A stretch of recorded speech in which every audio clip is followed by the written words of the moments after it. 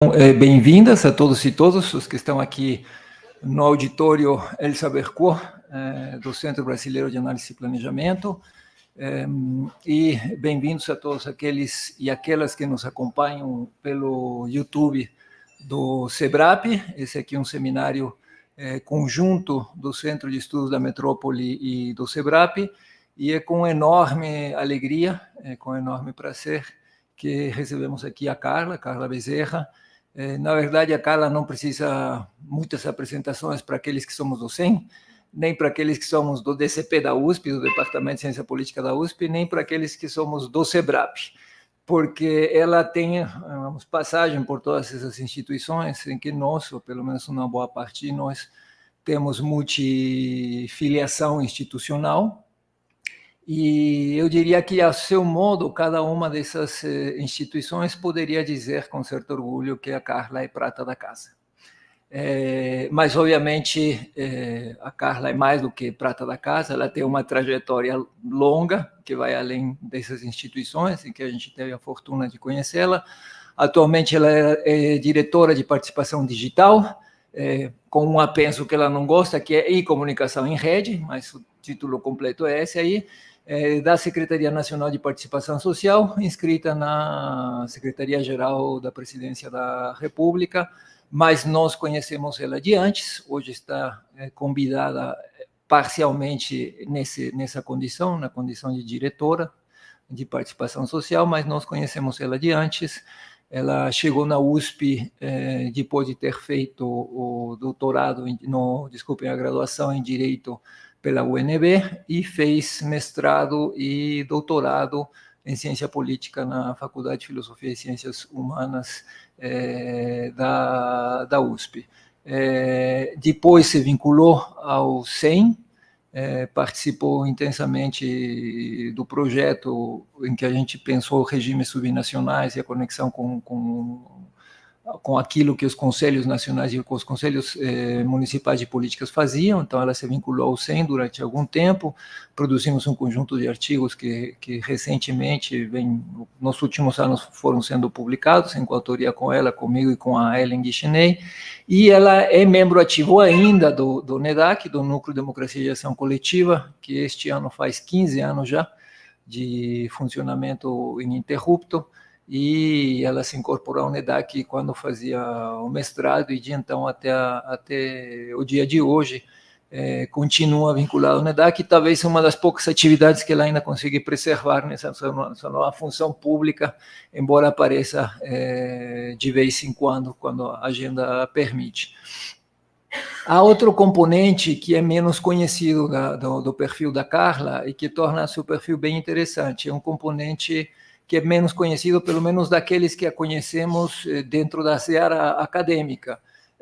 A Carla é há muito tempo membro da carreira de especialista em políticas públicas e gestão governamental, tem mais de 12 anos de carreira no setor público, e, na verdade, ela já era membro da carreira quando chegou na USP. Ela se afastou para fazer mestrado, depois se afastou de novo para fazer doutorado, e ela tem conciliado um percurso, digamos, de idas e voltas entre gestão pública e academia, que define um perfil bem interessante, diria um perfil raro que concilia conhecimento prático e técnico da gestão pública. Então, ela entende de gestão pública, não de estudar nos livros, mas de trabalhar na gestão pública diretamente, domínio do direito, porque ela se formou em direito, e, ao mesmo tempo, capacidade analítica, metodológica e teórica, que vem da sua passagem pela ciência política, e especificamente aplica tudo isso a um âmbito de estudos, que é aí onde a gente dialoga e se encontra, que é o campo e o âmbito de estudos da participação.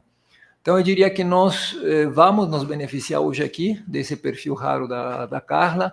Ela fez diagnósticos bem abrangentes sobre as transformações da institucionalização da participação no país ao longo dos governos do PT durante o mestrado e o doutorado. Então, ela tem um domínio, digamos, com diagnósticos abrangentes, mas, ao mesmo tempo, conhece as transformações em curso nessa área da participação social no governo federal, não apenas porque ela é diretora de participação digital, mas porque ela trabalhou no gabinete da transição governamental do governo federal, assessorando o Conselho de Participação Social, e porque hoje ela é responsável pela plataforma Brasil Participativo, que não sei se vocês sabem, mas tem cifras colossais de participação quando comparadas a outras cifras de participação em países que têm utilizado a mesma base de fundo que é a plataforma de Sidim, que foi desenvolvida na Barcelona. Então, estamos ansiosos e expectantes para nos beneficiar desse duplo perfil da Carla. Sabemos que, obviamente, há partes mais delicadas dessa função que ela ocupa, que não serão tocadas aqui, mas certamente aprenderemos muito com ela das transformações da participação no país ao longo do tempo e no presente governo. Então, Carla, é um prazer tê-la aqui, a palavra é sua. Obrigada, Adrian. Para mim é um prazer muito grande estar aqui. Eu fiquei até um pouco emocionada de ouvir essa apresentação do meu orientador. Ele não falou, né, que ele me orientou ao longo do mestrado e do doutorado. Então, para mim é sempre muito bom poder estar no SEBRAP, estar aqui, estar no SEM. E é uma honra poder estar apresentando, né, acho que como o Adrian comentou, a minha apresentação ela vai ser um pouco também fruto dessa trajetória híbrida, então tem alguns aspectos que eu vou falar mais a partir de dados e como pesquisador, e tem outros que eu vou trazer um pouco da experiência prática, né, de estar hoje na gestão no governo federal. Então, bom, agradecer e sem mais delongas, então, falar um pouquinho, gente, deu um bug aqui.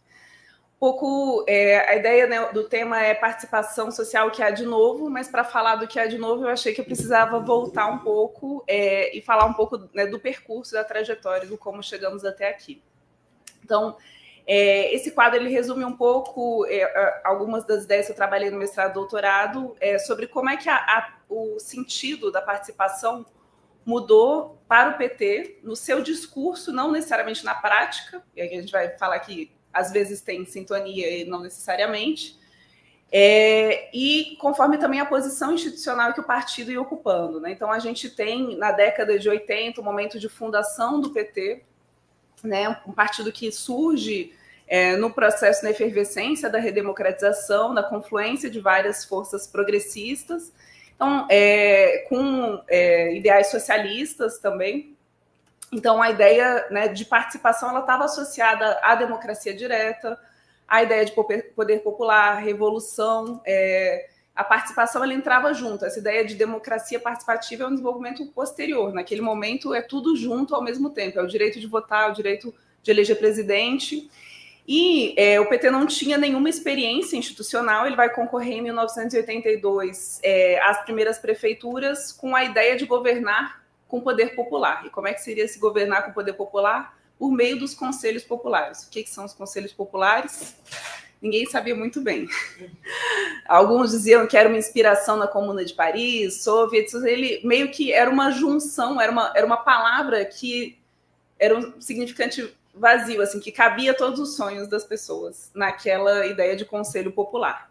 Né, e o partido com presença só em movimentos sociais. À medida em que o partido começa a governar, a ideia de conselho popular ela vai tentando se traduzir em algumas coisas mais concretas.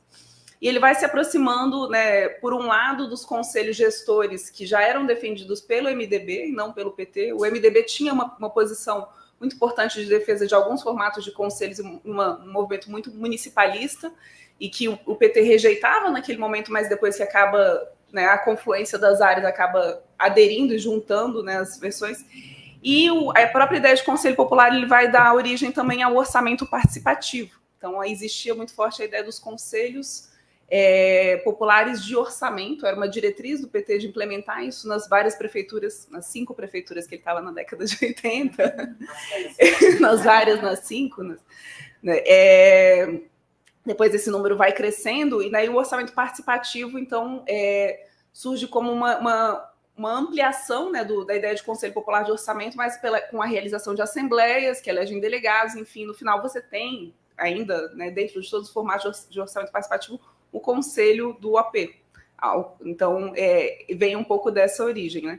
Então, a ideia, né, na década de 90, o PT começa a demonstrar que é um partido que pode governar, que tem capacidade de gestão de governo, vai crescendo em presença municipal, e daí o discurso, né, as ideias vão mudando, a ideia é muito mais de cogestão, controle social, democratização da gestão, como é que você amplia, né, a participação passa a ser uma ferramenta para ampliar as possibilidades da gestão, mas ela não é mais o fim em si mesmo como era a única proposta, assim, né? Se você ver a campanha, tem um livro muito bom sobre a prefeitura de Diadema, que é o Dilema da Participação, o Julian, agora falhou o nome, mas ele conta um pouco, isso era a única proposta, era participar, governar com poder popular e inversão de prioridades, né? Você não tem outra.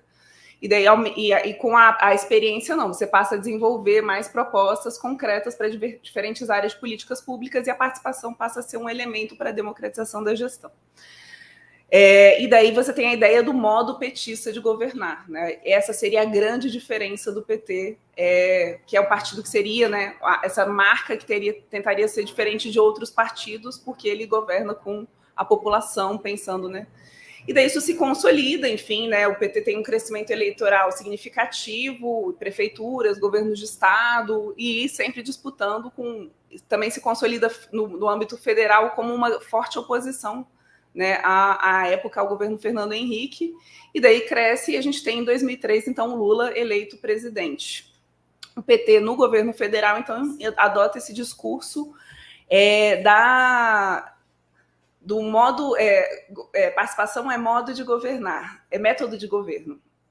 Isso daí não é uma coisa que surge logo em 2003, é uma coisa que vai aparecendo ao longo do processo entre 2003 e 2016, e você tem essa consolidação aí de um grande, que se chamou o sistema, embora o sistema não tenha se viabilizado propriamente, né, como muita gente talvez se lembre, né, toda a polêmica que a gente teve em 2014 com o decreto que instituiu o sistema da participação.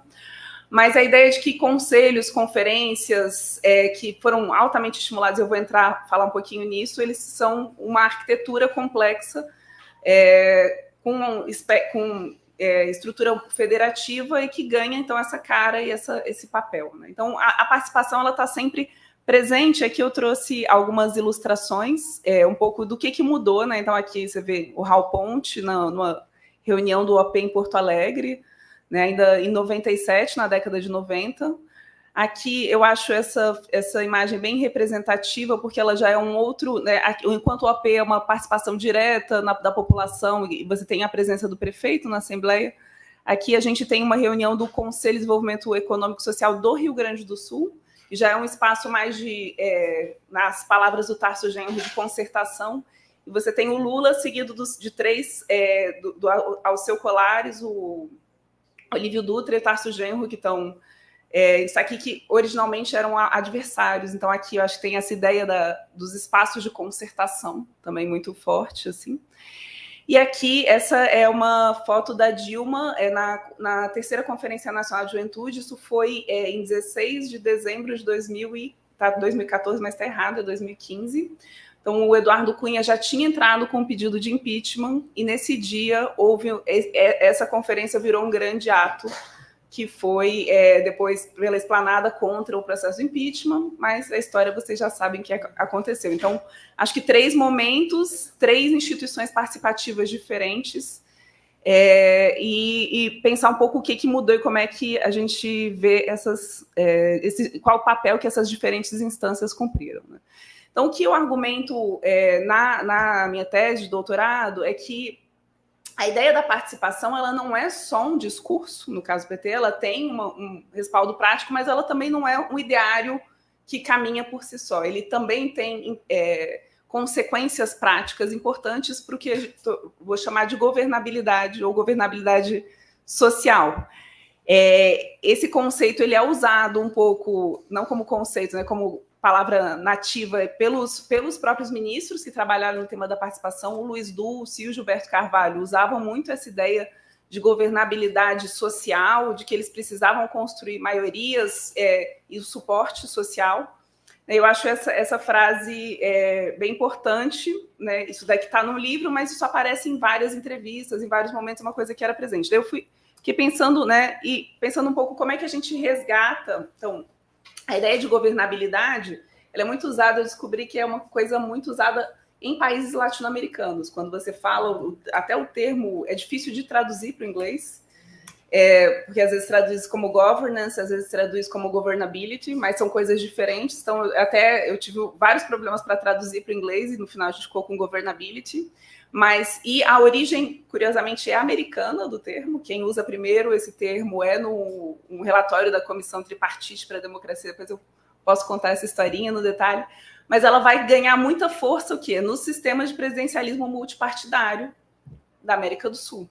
Né? Então, a ideia, e justamente na relação, né, na agenda das relações executivo-legislativo. Então, no comentário, isso do ponto de vista da ciência política, e no comentário geral, das análises políticas de TV, rede e tal, a ideia de quando você fala governabilidade, você está falando de maioria parlamentar. Né? Você está falando da construção da coalizão da lógica de negociação das relações. E a ideia aqui é dizer que tentar resgatar de que isso faz sim parte, né? Isso é um elemento central da governabilidade, mas que o conceito original ele tem uma acepção mais ampla, que é, na verdade, todas as condições políticas necessárias para que você consiga governar, ou seja, executar suas políticas, se manter no poder, não cair. E a gente, com experiência no Brasil, em pouco mais de quase 35 anos de democracia, a gente já teve 2 impeachments, então a gente sabe que essa questão de se manter, ter condições de governar é muito central. Não basta, o presidente sozinho não consegue governar. Só que o que eu argumento é essas condições, elas passam por muitos níveis. As relações executivo-legislativo são centrais, são muito importantes, mas elas não são as únicas. Você tem toda a relação interfederativa, você tem relação entre os 3 poderes, e você tem uma dimensão muito importante das forças sociais, da sociedade civil, tanto do ponto de vista de movimentos, né, organizados e tal, mas também, né, de massas e movimentos, às vezes, dispersos e mais espontâneos. E acho que aqui eu vou falar mais sobre, né, o governo Lula, mas a gente pode discutir também as formas, por exemplo, como o governo Bolsonaro se utilizou das ruas também para garantir essa governabilidade. Né? Então, a ideia é que esse conceito possa ser aplicado a partir de todo o espectro político. Assim.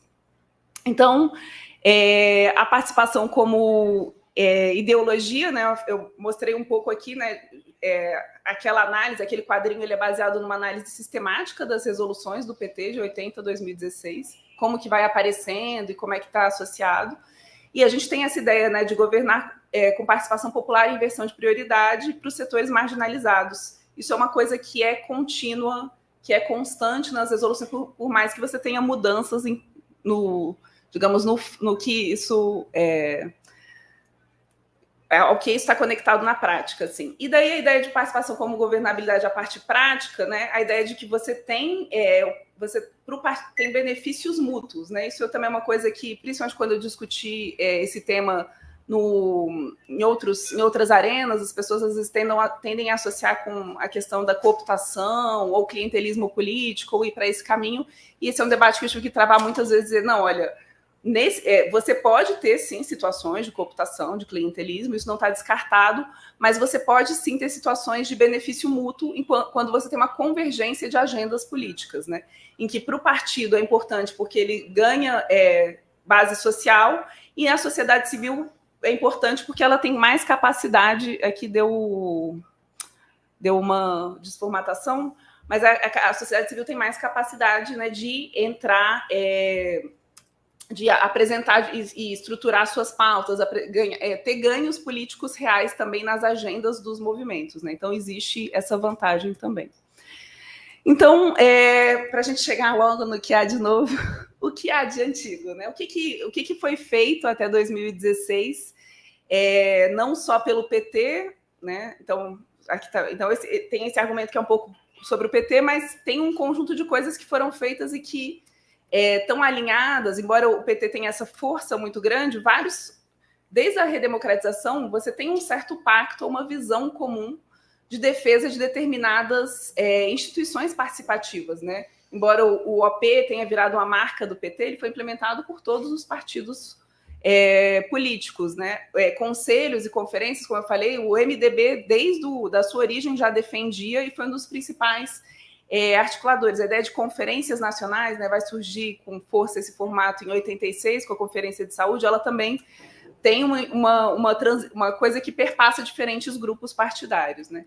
Então, essas daqui seriam as principais instituições participativas, quando a gente usa esse termo aqui, que é muito, talvez, especializado para as pessoas da área, talvez faça sentido, inclusive, só para os brasileiros, quando a gente vai falar para fora, as pessoas também falam, não, mas o que vocês estão falando? Ah, então, Assembleias dos Cidadãos, a gente nem sabe o que são as Assembleias dos Cidadãos.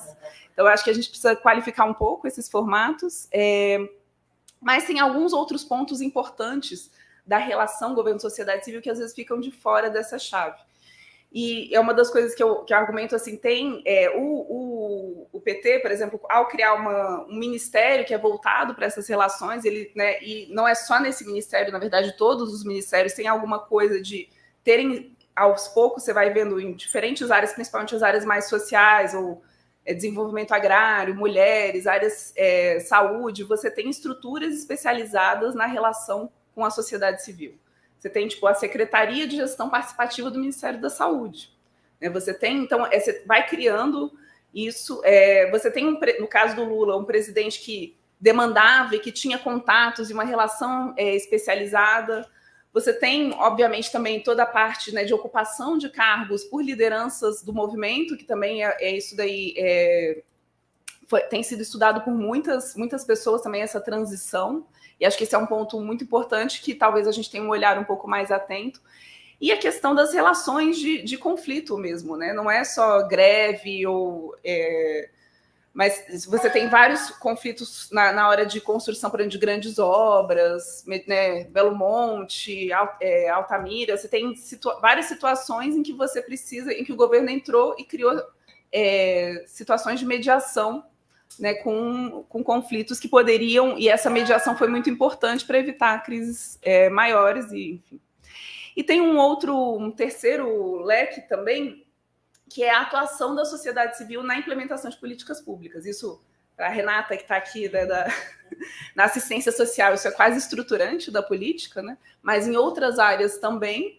E a gente tem alguns avanços, só que isso é um tema que era um pouco tabu, até o próprio PT, por exemplo, foi contra as primeiras regulamentações que foram feitas no governo Fernando Henrique, se você pensar no caso de OCIP e IOS, e você tem alguns avanços, e tem processos importantes de criminalização, CPMIs, enfim, que vão acabar chegando nesse formato de regulação que a gente tem hoje, que é o Marco Regulatório das Organizações de Sociedade Civil, que tenta aí dar conta desse, né, de regulamentar juridicamente essa miríade de relações que a gente tem nos mais diversos formatos. Daí, quando a gente entra nesse tema de organizações de sociedade civil que prestam serviços públicos, elas têm uma cara bem diferente da cara daquela, quando a gente pensa em sociedade civil, tipo movimento social, que está organizando manifestação na rua. Aí é uma outra sociedade civil, outra cara, e ela é muito diversa, tem fortes traços religiosos também, que a gente pode discutir. Então, aqui seriam, digamos, eu tento dividir um pouco em 3 eixos isso que a gente teve até então. Carla, um minutinho. Antes de você entrar nas cifras, acho que o PowerPoint não está transmitindo para o YouTube. Então, não. Eles estão ouvindo você, mas não estão vendo os slides, então melhor ajustar antes de você continuar. Espera um segundinho. A tecnologia funciona, mas... eu achava que eu tinha que apresentar lá. Eu tinha até passado a apresentação para ele, que eu achava que ele ia projetar direto. Aí ele colocou aqui... Geralmente é isso que funciona. O pessoal está pedindo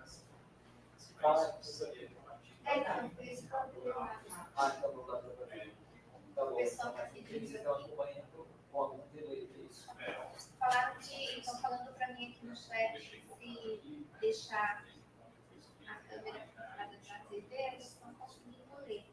Mas para mim já apareceu no meu editorial. Não, está claro, pode continuar. Pronto.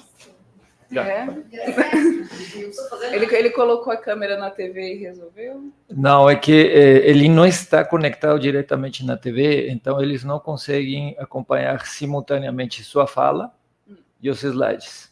Então vão os slides, mas tudo bem, ele está fazendo aí umas mudanças de zoom, então coloca um pouco você, coloca um pouco os slides, está indo. Tá, quando eu vou passando de slide, eu também vou dar uma marcada e leio o slide para ficar mais claro, para quem estiver acompanhando online. Tem algum reajuste no próprio computador? Não, não dá para fazer Eles não agora. são conectados aqui. São... Não, mas eles estão vendo os slides. Pode ir. Bom, então, entrando um pouco em números, né, do que isso significa, ou seja, né, qual o tamanho dessas instituições participativas no Brasil. O orçamento participativo, que virou, digamos, uma marca muito importante e que no mundo é uma das razões principais pela qual o Brasil é mais reconhecido, na verdade, teve o seu ascenso entre a década de 90 e o início dos anos 2000, e a partir dali ele passou a diminuir, né? E hoje ele é bastante residual nos municípios. Como a gente vai discutir, o Lula deixou todo mundo muito animado quando ele falou na campanha sobre a possibilidade de um orçamento participativo federal. Isso é uma coisa que está em discussão, mas isso não existe ainda. Então, quando a gente vê esse quadro, a gente vê, na verdade, que tem uma série de condições, que eu também tenho um artigo dedicado a tentar entender por que isso aconteceu, mas a gente tem tanto uma mudança de discurso do PT, quando assume, né, no governo federal, ele vai parar de incentivar tanto, quanto a gente também tem alguns efeitos aí relacionados com orçamento e falta de disponibilidade fiscal nos próprios municípios, que não é o caso da gente discutir aqui, mas a gente pode debater um outro dia, a Úrsula conhece muito bem. No caso quando a gente vai olhar para... Então, o OP foi forte para o PT, né, como uma experiência municipal, enquanto o governo estava o PT estava totalmente centrado na disputa municipal. Quando ele entra para o governo federal, né, a prioridade muda e ele vai olhar um pouco mais e dar prioridade para instituições que estão no âmbito federal e muitas vezes estruturadas federativamente, mas não necessariamente. Então, aqui você tem uma média, e eu gosto um pouco desse gráfico, porque ele mostra a ideia de que né, o Lula foi quem mais criou e depois foi o Fernando Henrique. Essa ideia de que os conselhos são um certo consenso,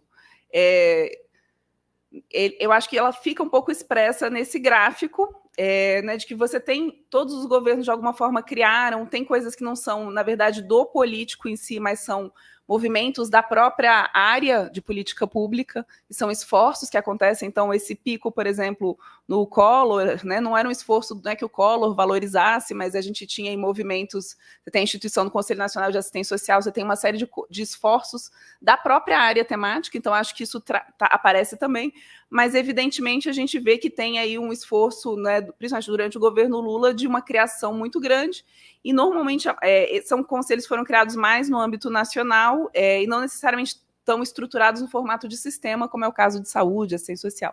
E daí você tem essa queda, no governo Temer você tem uma estabilidade, e daí eu vou falar um pouquinho, as conferências seguem um padrão muito semelhante, né, a barra vermelha é a média anual, né, porque, enfim, não dá para comparar presidentes, cada um teve um mandato diferente, então ela...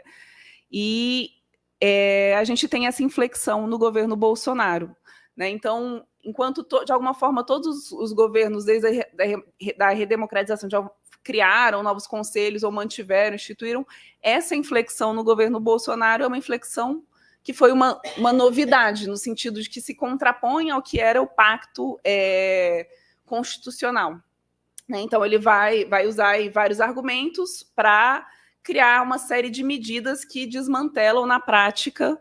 Não sei se as pessoas que estão assistindo de casa estão vendo, eu estou agora no... Os soviets eram os conselhos populares, né?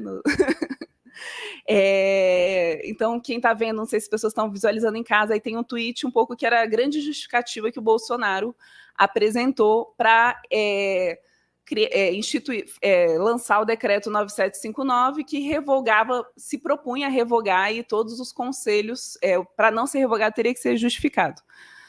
Então, o que o Bolsonaro vai fazer? Ele vai... Praticamente não foram realizadas conferências durante o Conselho Bolsonaro. O IPEA tem alguns levantamentos que foram cerca de 5, e algumas foram autogestionárias.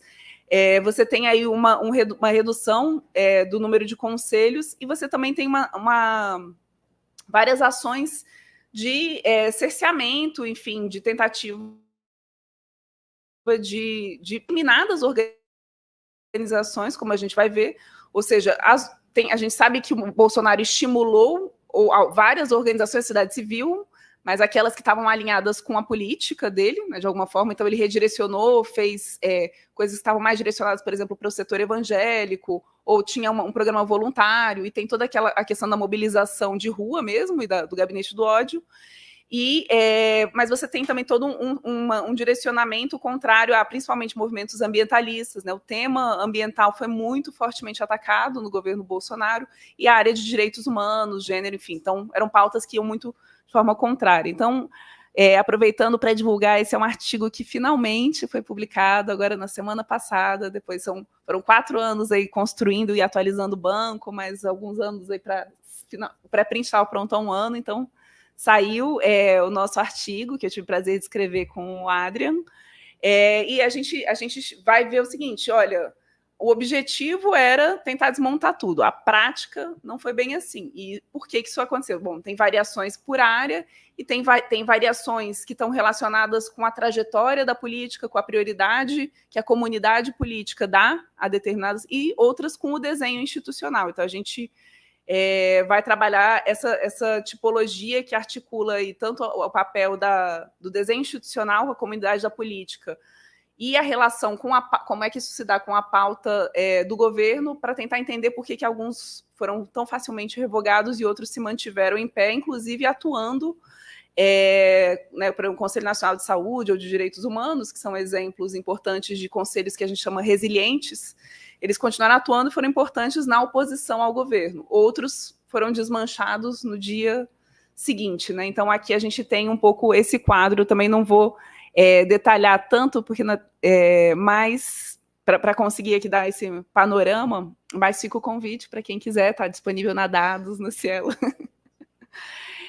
Então, o que há de novo? Para fazer uma coisa um pouco diferente, eu peguei aqui, aproveitando que eu dei uma entrevista num podcast que já trabalhou uma série de áudios, eu trouxe aqui o próprio áudio original, para a gente ouvir um pouco o que há de novo e por que as pessoas ficaram animadas com uma fala que o presidente Lula falou em julho de 2022, um pouco antes do início da campanha. Uma coisa que nós vamos tentar fazer agora, como forma de acabar com o orçamento secreto, é tentar criar um jeito da sociedade poder participar do orçamento participativo. É uma tarefa difícil, porque o Brasil tem 215 milhões de habitantes, são muitos estados e muita gente espalhada, mas nós vamos ter que encontrar um jeito de fazer o orçamento participativo. Bom, essa fala, que pode parecer muito singela e pouco, né, para quem não entende a importância do orçamento participativo, não diz muita coisa, ela tem esse simbolismo de uma retomada no discurso do PT de um tema que estava abandonado, como a gente viu lá atrás, né, que era a grande estrela e ele não tinha tido tanto espaço. Então, essa foi a primeira vez que o Lula retomou. Só que ninguém sabia muito bem, mas o que isso quer dizer, enfim, e ele claramente colocou o orçamento participativo contra o orçamento secreto. Logo depois, o Supremo julgou o orçamento secreto inconstitucional, mas uma parte dos recursos foi redirecionado para as emendas individuais e de bancadas, e a gente continua e segue até hoje com o problema aí da gestão da coalizão. Mas o tema ficou no ar e ele motivou algumas mudanças e algumas ações. E é isso que a gente, inclusive em pensar política, então é um pouco isso que eu quero trazer aqui, né? Então, o que há de novo? Acho que uma coisa bem importante, e daí aqui já é uma fala talvez mais a partir da minha experiência prática, né? O gabinete de transição, que foi constituído entre novembro e dezembro de 2022, ele teve uma característica muito diferente de outras transições, né? Então, a primeira transição foi inaugurada entre Fernando Henrique e Lula, né, em 2002, 2003, e depois as outras foram feitas entre Lula e Dilma, a mesma quantidade, e não houve transição depois, né? Não houve transição entre Dilma e Temer por motivos óbvios, e o Bolsonaro, então, também se recusou a colaborar e dar informações.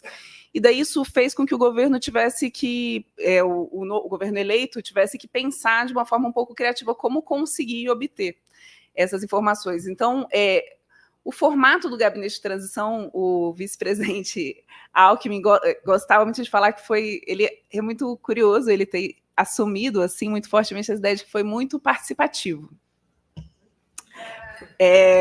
Foi fortemente participativo porque foram constituídos 31 GTs, grupos de trabalho.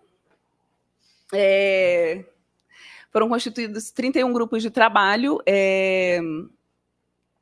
em que você tinha pessoas designadas, mas a maioria era um formato, uma lógica meio colaborativa, meio os movimentos se mobilizavam para ir, especialistas da área e tal. Então, no final, ao longo desse, né, foi constituída uma lógica de que no primeiro 1 mês e meio de trabalho você tinha que montar alguns relatórios temáticos para fazer diagnósticos das áreas. E nesse 1 mês e meio de trabalho você teve envolvimento direto de pessoas transitando lá no espaço de mais de 1.000 pessoas. Vale dizer que o gabinete de transição normalmente é um gabinete de 50 cargos apenas. Então, realmente foi uma coisa de fazer um grande processo de envolvimento e de elaboração, em que você teve a contribuição de servidores de carreira do Estado que traziam algumas informações, e você tinha também de diagnósticos de organizações de sociedade civil, especialistas que traziam, né, elementos para formar um diagnóstico. Quais seriam, então, qual era a tarefa do gabinete de transição? Fazer um diagnóstico e definir as medidas prioritárias para os primeiros 100 dias de governo. Então, ele teve essa característica muito participativa em todas as 31 áreas.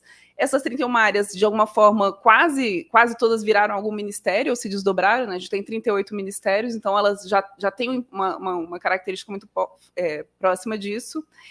E a gente teve no processo um questionamento sobre qual o local da participação, porque ele era muito participativo do ponto de vista da presença dos movimentos nas várias áreas de política, mas não tinha uma área para discutir participação. Eu acho que só essa preocupação ela já mostra um pouco o status que a ideia de participação surge, como a política em si, né? E daí o que foi criado, então, já com os GTs instituídos e tal, você tinha o Alckmin coordenava o gabinete de transição como vice-presidente, você tinha a Gleisi Hoffmann como responsável da articulação política, e abaixo dela tinha o conselho político, que era um conselho de partidos políticos. E o Aloysio Mercadante coordenava os grupos de trabalho, os GTs temáticos, né, que eram os 31 grupos. Então, foi criado uma solução que a participação não pode ser um grupo de trabalho, ela tem um status um pouco diferente, então foi criado um conselho de participação social, numa lógica o quê? Mais equivalente ao conselho político. Se você tem um espaço para discutir com os partidos políticos, precisa ter um espaço para discutir com os movimentos sociais. Então, traz a ideia de que os movimentos sociais, as organizações da sociedade civil entram nesse espaço. Então, aqui é uma foto da reunião em que participaram o presidente Lula e o vice-presidente Alckmin. Se vocês virem, eu estou na foto também, não sei se dá para ver. Perto do lado do Alckmin, ali, entre o Alckmin e o Lula. Estou na pontinha do pé, assim. Mas...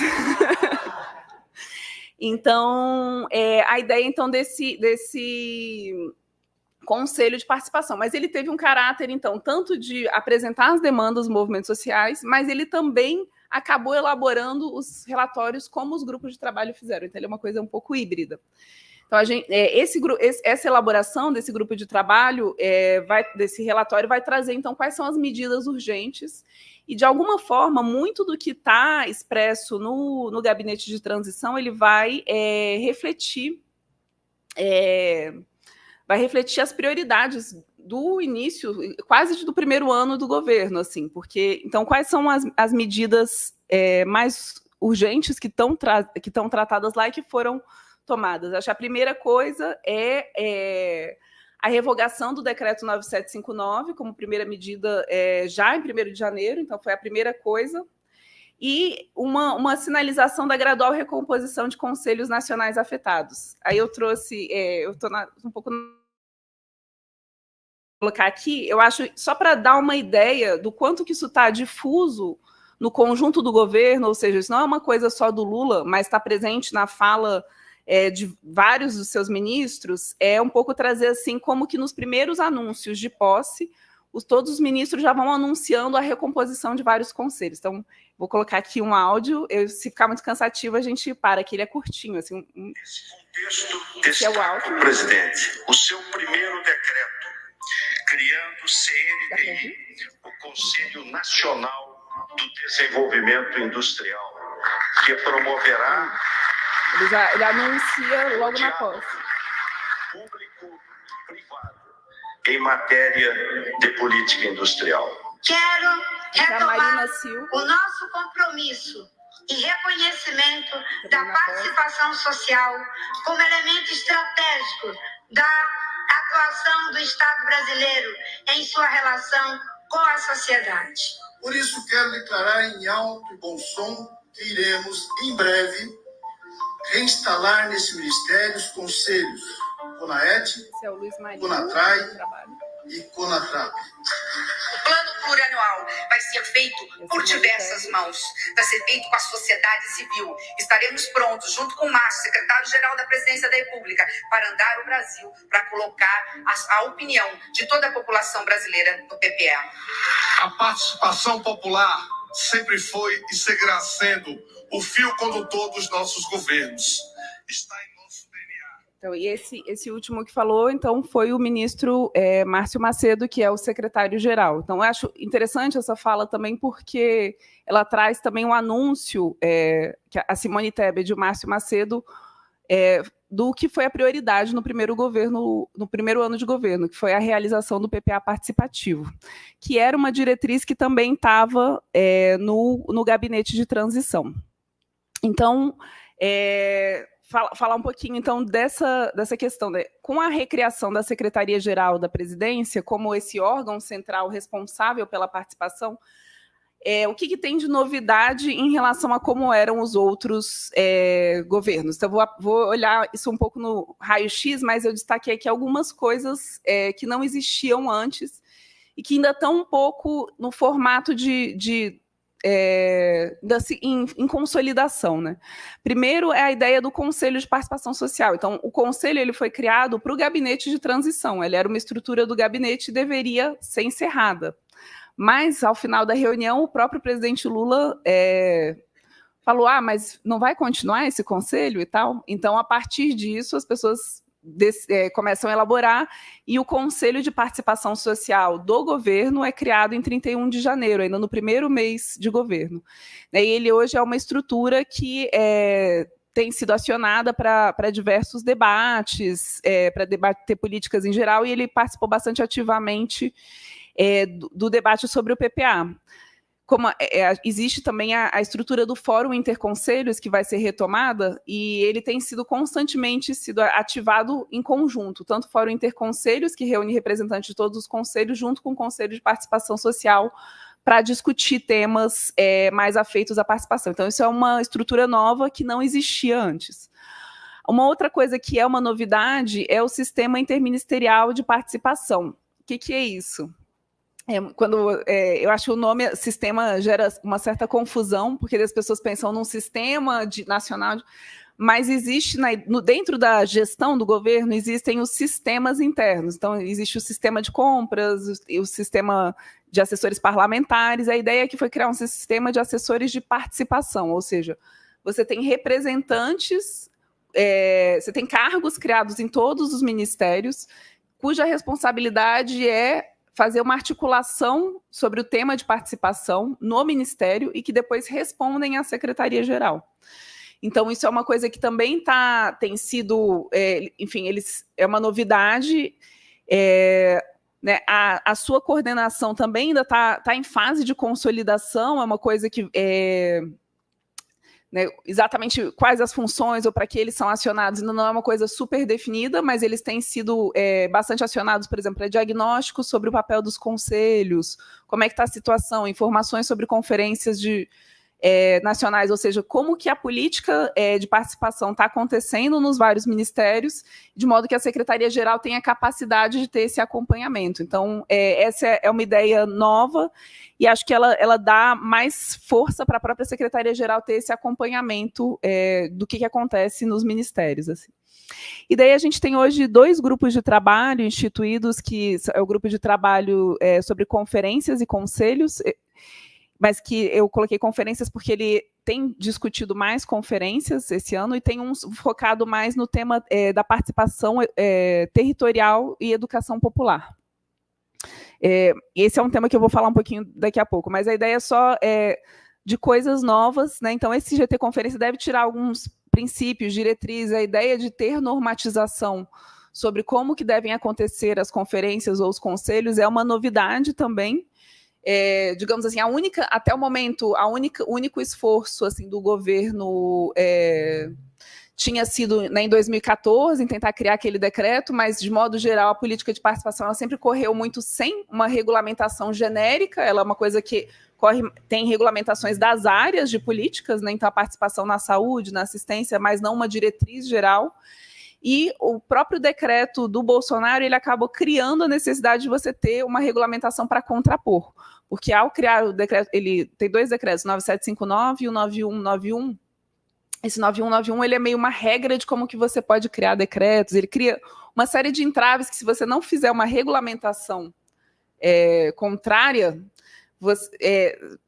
a gente meio que continua sobre a vigência da regulamentação anterior que foi criada no Bolsonaro. Então, existe uma discussão sobre como fazer isso, mas isso enfim, é uma coisa que tem que ser pensada com muito cuidado, porque envolve, tem que ser uma coisa muito geral, muito genérica, a gente sabe que os conselhos têm formatos muito diferentes entre si, não pode ser nada, então isso tem sido discutido em grupos de trabalho interministeriais, né, como que seria, o que pode entrar, o que não, o que é necessário, então também é um esforço, uma novidade, assim. E daí, essa daqui hoje é a estrutura da Secretaria-Geral. A gente tem, eu vou destacar um pouquinho aqui, em amarelo, eu diria que são as coisas que são relativamente novas, ou que não existiam, ou que existiam de uma forma muito secundária ou sem uma estrutura própria. Então, a Secretaria-Geral, né, todos os ministérios eles foram desenhados tentando retomar um pouco do que foi os governos Lula e Dilma, então eles seguem esse modelo anterior. No governo Bolsonaro, ela não existia a Secretaria-Geral como tal, existia um órgão chamado Secretaria de Governo, que tinha outras atribuições mais próximas do que a SRI faz hoje. Então, é realmente um órgão recriado a partir, né, de uma estrutura não existente. E o que a gente tem? A Secretaria Nacional de Relações Políticas e Sociais é uma secretaria que é muito relacionada, na verdade, com a agenda presidencial, ela faz o acompanhamento de agendas, ela é quase como se fosse uma estrutura do gabinete do presidente, e é por isso que ela é bem pequenininha. A Secretaria Nacional de Juventude, ela historicamente foi criada aqui porque houve o grupo de trabalho da Política de Juventude de 2004, 2005, que criou a secretaria e ela ficou aqui, então ela tinha ido no governo Bolsonaro para o Ministério de Direitos Humanos, as pessoas trouxeram ela de volta, mas ela tem uma característica um pouco diferente, porque ela não trata especificamente de participação, mas ela executa políticas, convênios e tal. E daí a gente teria, então, essas 2 secretarias, que é a de participação social e a de diálogo social, que originalmente eram uma só. Então, a diferença em relação às estruturas anteriores é que você tem uma Secretaria de Participação e Diálogo, né, antes se chamava Secretaria Nacional de Articulação Social, SNAS. Ela foi desdobrada em 2 com uma especialização, uma mais focada em instituições participativas, digamos, ou na participação institucional, e a outra mais focada no diálogo e na mediação, na relação com movimentos sociais e organizações da sociedade civil. Então, você tem esse desdobramento, e também tem um efeito, digamos, de ordem prática, que é quando você desdobra a secretaria, já existia a diretoria de participação social e a diretoria de educação popular, mas elas ganham status um pouco maior, uma estrutura maior, e a mesma coisa na secretaria de diálogos, né? Já existia uma coordenação de mesas de diálogos e tal, mas ela era um pouco, tinha, digamos, menos estrutura institucional. E daí algumas novidades seriam assim, a diretoria de parcerias com a sociedade civil, ela é feita para cuidar do tema do marco regulatório das organizações da sociedade civil, e era uma coisa que não existia, porque esse tema só foi regulamentado no final do governo Dilma, então você tinha, na época, uma assessoria especial ligada à Secretaria Executiva, que foi quem cuidava do tema, que organizou, fez todo o trabalho de discussão e elaboração legal, mas daí não existia isso como execução da lei. Então, isso é uma novidade. A outra área que é uma novidade é a Diretoria de Planejamento e Orçamento Participativo, que foi feita muito numa aposta realmente de tentar retomar esse tema. Né, então, só para retomar aquela fala do presidente Lula, tem um impacto muito grande na expectativa das pessoas. E a Diretoria de Participação Digital já existia uma coordenação de novas mídias, né, que a coordenação, só para todo mundo, tem a secretaria, a diretoria e a coordenação, né, geral, coordenação geral e a coordenação sem ser geral. Então, ela tinha um status um pouco menor, e em termos de tamanho, ela era muito menor também.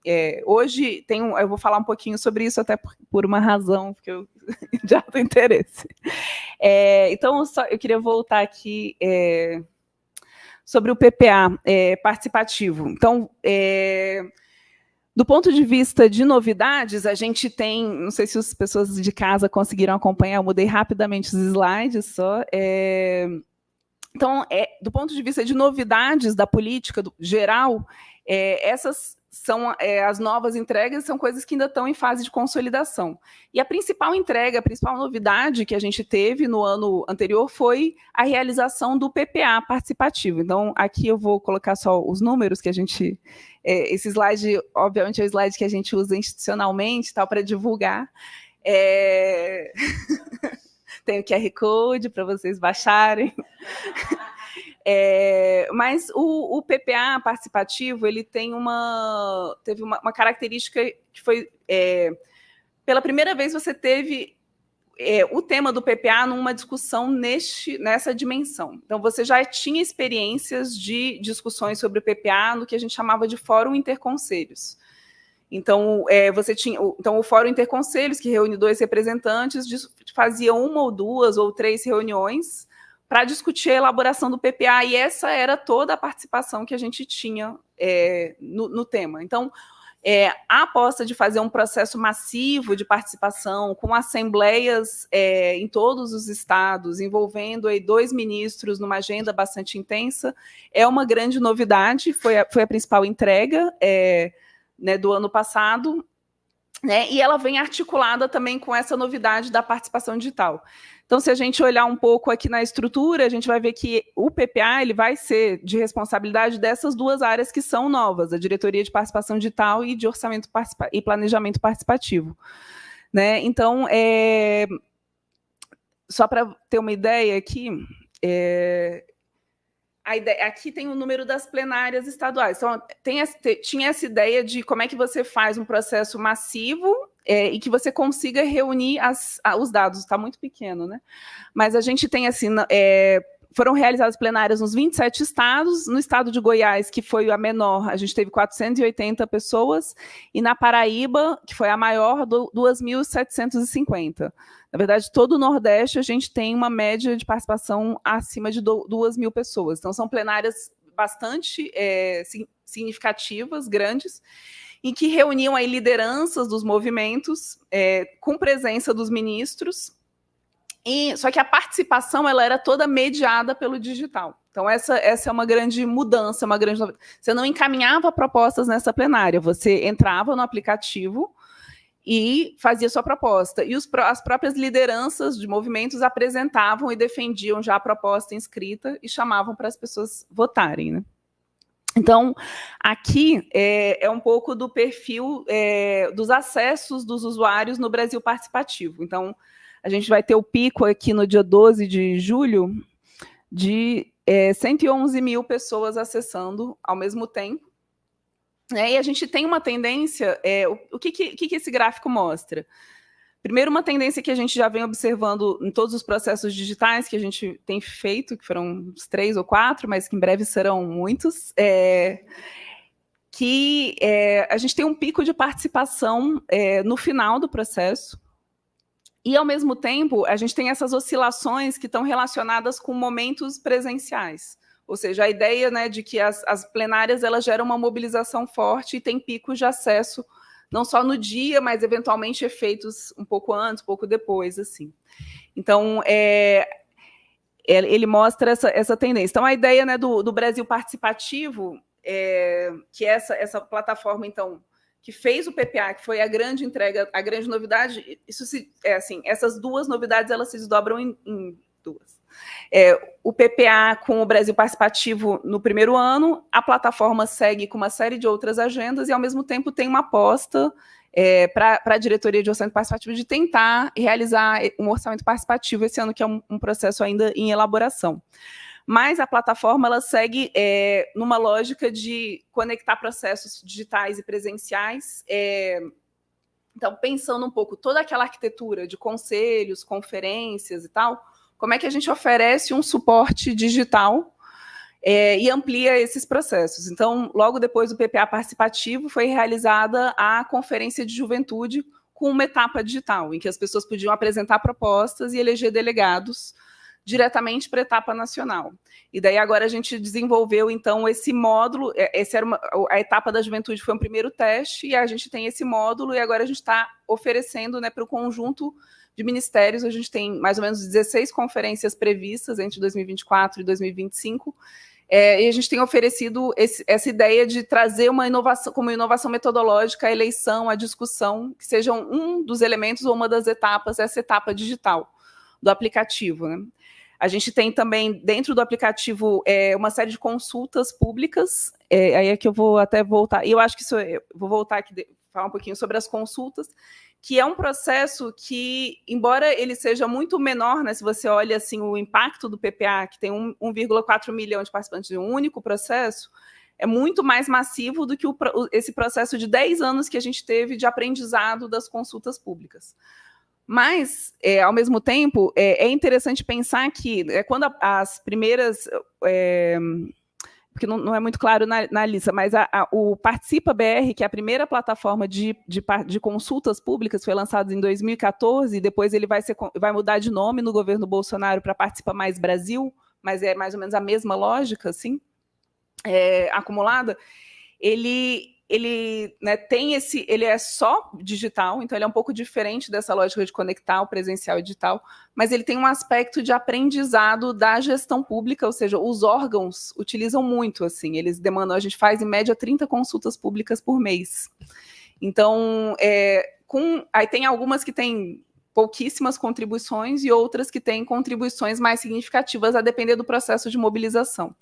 Então, essa ferramenta de consultas públicas também está sendo incorporada, já fez uma primeira consulta pública no Brasil Participativo, sobre a estratégia de governo digital.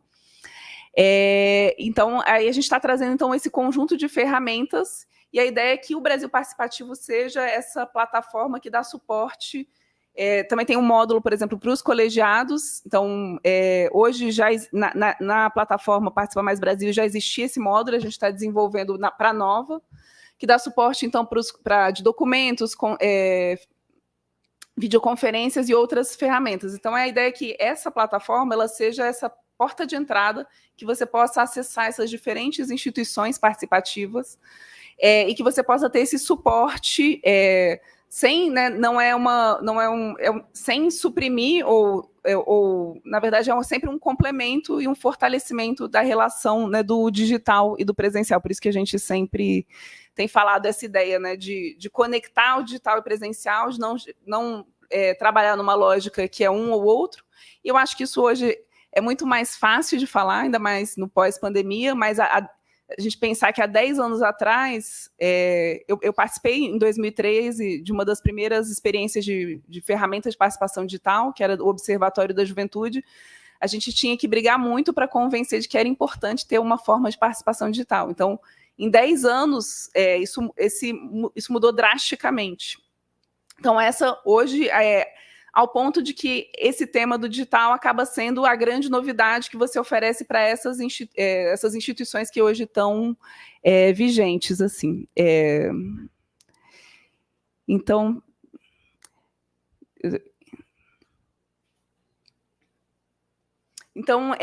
pensando um pouco, voltando aqui na estrutura da Secretaria-Geral, né, é claro que a gente não pode dizer o que há de novo só pela estrutura, mas eu quis tentar fazer essa correlação e mostrar em como que a estrutura importa para a lógica da política. Então, primeiro, a retomada da Secretaria-Geral como espaço, como lugar, a criação de novas estruturas, né, conselho de participação social, esse sistema, e coisas que ainda precisam de tempo para se consolidar, e essa sinalização aí do que tem de novidades. Acho que, no caso, por exemplo, a diretoria de parcerias com a sociedade civil, ela já é um reflexo de um processo mais longo, que já vai se consolidando. A gente tem agora o Conselho de Fomento e Colaboração, que é um conselho para discutir e aperfeiçoar a política do marco regulatório. Então, você tem esse impacto importante, é um desdobramento, né, de algo que surgiu em 2014, ficou um pouco adormecido, e que hoje tem um espaço para retomar, pensando um pouco na lógica latente, né, do Edu também, de latência. Esse tema da participação digital, que de alguma forma continuou em baixa intensidade e que hoje tem capacidade de ganhar uma escala significativa, né? E a grande questão, né, sobre o orçamento participativo, que fica aí como uma promessa e uma questão ainda a ser para a gente ver as cenas dos próximos capítulos. Hoje a gente ainda não tem isso colocado, mas pode ser uma novidade daqui para frente. Então é isso, gente. Fico aberta aí para perguntas e agradeço.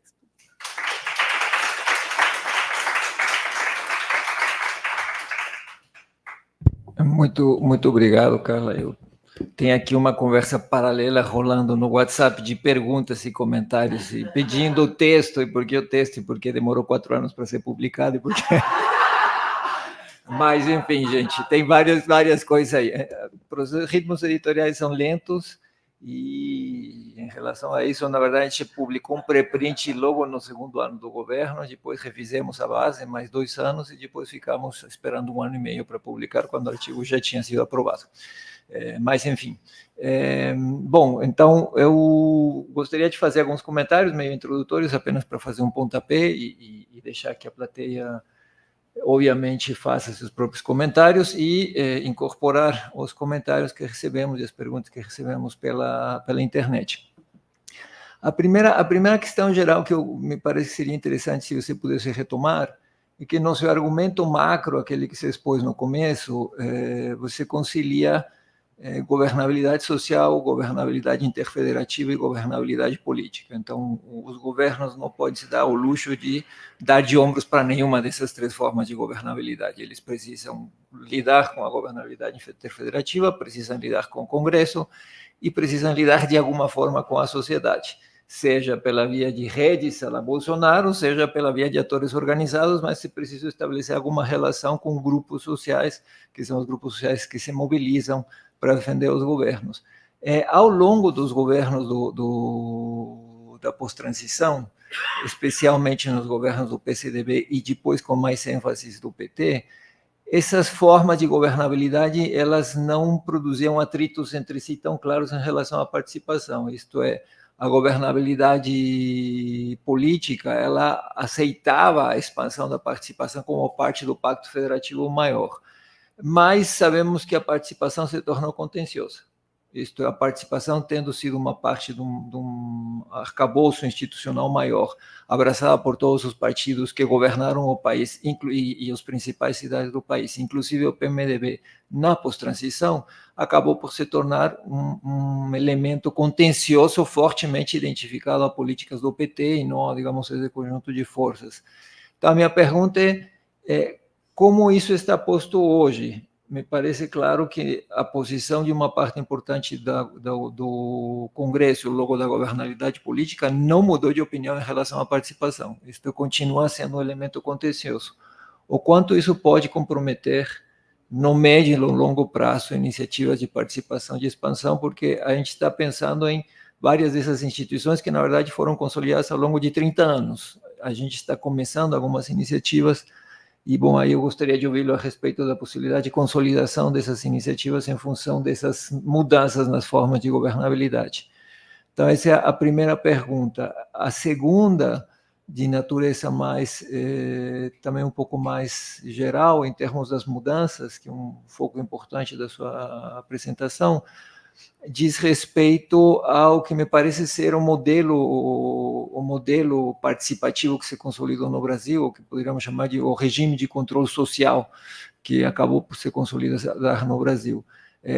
O P foi fundamental, mas, curiosamente, o P não guarda nenhum dos traços distintivos das principais instituições que acabaram por definir o regime de controle social no Brasil, que é um regime orientado para políticas públicas, fortemente centrado em políticas públicas, fortemente centrado em atores da sociedade civil e movimentos sociais, se não em cidadãos, com uma lógica e capilaridade federativa estruturada, digamos, de forma multinível, com entrada forte nos municípios, com funções de cogestão, fiscalização e proposição.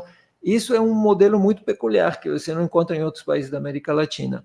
A minha pergunta é se as novidades que você traz para nós serão capazes de alterar esse modelo, que foi um modelo que se construiu dominantemente ao longo de 30 anos. Em que sentido esse modelo está sendo ampliado, ou em que sentido esse modelo, na verdade, talvez esteja sendo apenas reutilizado, e aí eu coloco um exemplo, o PPA, por exemplo, ele é inteiramente centrado na sociedade civil, né? O PPA não é um PPA de cidadãos, o PPA é um PPA de atores mobilizados da sociedade civil que fazem processos participativos, mobilizam e levam suas bases a agir na plataforma. Então, gostaria eu sei que a parte digital, que é a que você toca, é uma novidade, mas gostaria de ouvi-la a respeito de o quanto esse modelo vai mudar. E só uma última coisa rapidinha, que me parece que talvez no capítulo da prestação de serviços, se você pudesse esclarecer para a plateia, para aqueles que nos acompanham na internet, qual a diferença entre OP e PPA? Porque há uma certa confusão quando você diz o orçamento participativo está avançando, e então começa a ser, teve PPA, teve... Então, ali, ambos são processos participativos, ambos são no orçamento, mas aí há algumas diferenças que valeria a pena pensar, e essa confusão ela é bem comum na mídia, e eu diria é comum, essa dificuldade de diferenciar é comum em públicos não especializados. Então, aproveitando que você é especialista nisso, no OP e nas inovações que estão em curso, se você pudesse nos ajudar a entender essas diferenças, eu agradeço.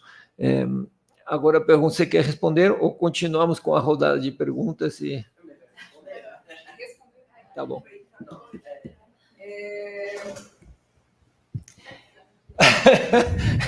A Rê já decidiu, está decidido.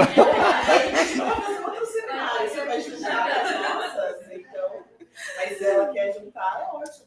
Quando junta muitos, você escolhe quais você quer responder. Essa é a aprendizagem de Brasília. Não, eu estou anotando aí no celular. Não tô mandando mensagem, estou anotando. Não, eu queria um caderninho. Bom, sobre esse tema o Adrian fez uma pergunta bem difícil, acho, né? Bem difícil. Eu, de fato, não só como o tema participação, né, ele ganhou um nível de polarização política, principalmente, né, a partir de 2014 já, né, tendo sido eleito quase um grande tema da disputa eleitoral desde então. É claro que quando você falar em regulamentação, alguma mudança, isso precisa tudo de muito cuidado para ser feito, e isso também está muito relacionado com o momento que o governo vai estar, a situação em relação ao próprio Congresso também, né? Porque é ali que está, digamos, alguma maior polarização, talvez, em relação ao tema. Então, o que eu poderia responder agora é que tudo que vai ser feito nesse sentido precisa ser feito com muito cuidado, muito debatido e com muita pactuação. E certamente vai tentar... nada vai entrar num âmbito que crie algum tipo de tensão. Quer dizer, esse vai ser o esforço nesse sentido, né? Se isso vai acontecer ou não, são outras... Tá fora da governabilidade. Sobre o modelo estar sendo alterado, eu diria que não. Na verdade, o que a gente tem realmente talvez uma mudança incremental, gradual, de se discutir. Então, né, por exemplo, os conselhos, muitos foram... Vocês mesmos estão acompanhando aí agora a reestruturação do CONAMA. Então, com a mudança que foi feita na estrutura dos conselhos, você tem hoje um espaço para rediscutir o formato e tal, mas minha percepção é que não tem nada assim de muito radicalmente novo, no sentido de uma mudança de paradigma. É muito mais como você faz melhorias incrementais numa instituição que está razoavelmente consolidada. A mesma coisa sobre as conferências, né? Acho que foram realizadas uma série ano passado e esse ano vão ter mais tantas. Então, a gente tem um grupo de trabalho discutindo inovações e tal, mas para além, por exemplo, né, do uso de ferramentas digitais, não tem mudanças muito drásticas, metodológicas, né? Tem sempre tentativas de inovar em alguma coisa, ou tem áreas que são mais abertas, isso também varia, o formato das conferências varia enormemente conforme os ministérios e tal, mas tem uma tendência de manter mais ou menos o mesmo modelo. Então, não diria que a gente tem uma mudança de paradigma, ou nada nesse sentido, por exemplo, até coisas... Por exemplo, o modelo de assembleia cidadã, que usa sorteio e tal, isso não é uma coisa que tenha chegado como um debate para o governo federal, né? Que é uma coisa que já é muito forte, estruturada lá fora, não é um tema que está hoje em discussão como uma possibilidade. Pode vir a ser, mas eu diria que é isso, muito mais olhar para essas instituições já existentes e trabalhar de forma incremental no aperfeiçoamento delas. Aí a outra que eu anotei, não sei se eu tive a impressão de que eu perdi uma, é sobre a diferença entre OP e PPA. Eu recomendo o podcast da Úrsula, quem não ouviu ainda o assunto, ela explica didaticamente, não vou poder explicar com tanta propriedade, mas eu vou fazer o meu esforço aqui. Você tem 3 leis orçamentárias dentro do processo orçamentário, que é o PPA, que é o Plano Plurianual, que faz o planejamento das grandes ações e diretrizes do governo para os próximos 4 anos, e anualmente você tem a Lei de Diretrizes Orçamentárias, a LDO, que a gente está com uma consulta pública aberta agora sobre a LDO, vocês podem entrar na plataforma, né, ainda está na plataforma antiga, que hoje a gente está rodando 2 ao mesmo tempo, a antiga ela vai ser desabilitada até o final de março, mas ainda está rodando lá, então vocês podem acessar e dar sugestões sobre a importância da participação no orçamento, lá na Lei de Diretrizes Orçamentárias, que estabelece, a Lei de Diretrizes Orçamentárias estabelece aí metas fiscais anuais e algumas diretrizes, e a LOA, que é a Lei Orçamentária Anual, que é o orçamento propriamente dito. Então, a ideia é que essas 3 peças, elas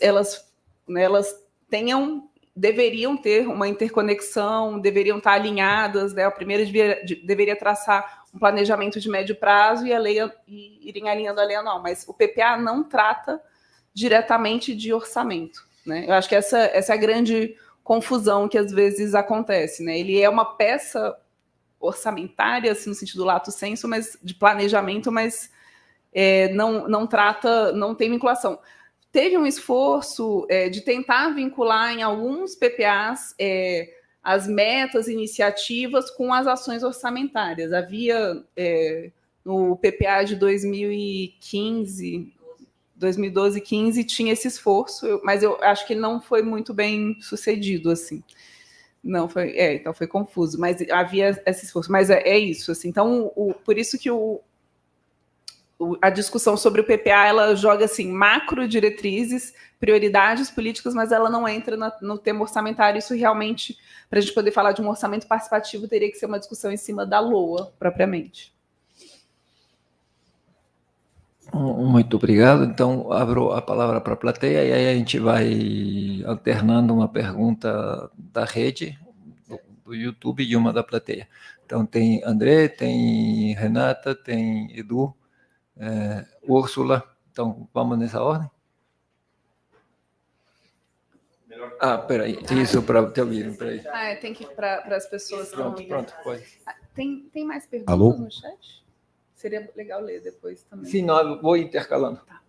Oi, Carla, prazer enorme ter você aqui. Enfim, eu estou aqui com um chapéu um pouco em dúvida se eu falo como ativista ou como pesquisador. Então, a pergunta vai ser um pouco misturada, tá? A primeira, assim, eu vou ser bem sucinto, tá? Porque tem muita gente para falar. O governo Bolsonaro não destruiu só instituições e leis, mas ele atacou especificamente sistemas de infraestrutura de participação. né? Quer dizer, eu recebi durante o gabinete, né, de transição, logo depois, telefonemas de pessoas do Conselho Nacional de Assistência Social, de Saúde e Educação, dizendo que as bases de dados deles haviam sido corrompidas. Enfim, a gente sabe disso, porque o próprio sistema da FINEP foi atacado. Então, a minha pergunta é, isso aconteceu porque essas informações estratégicas estavam alocadas dentro do governo, né? Havia uma discussão antiga já com o Ricardo Popp, que eu tive sobre isso, sobre a alocação externa. Então, minha pergunta é, existe alguma iniciativa de, enfim, construção de pontes com a sociedade civil, né, para que esses ativos estratégicos possam durar para além de governos, supondo que, novamente, a gente receba, né, a infelicidade de pegar um governo de direita, o que vai acontecer com a nossa base, com a nossa infraestrutura, nossa base de conhecimento?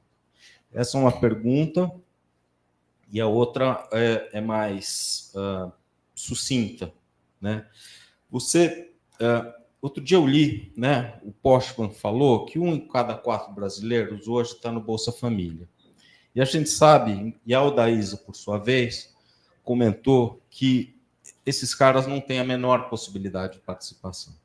Eu fiquei um pouco surpreso vendo que a gente tem 2 diretorias, uma de participação social e uma de diálogos sociais.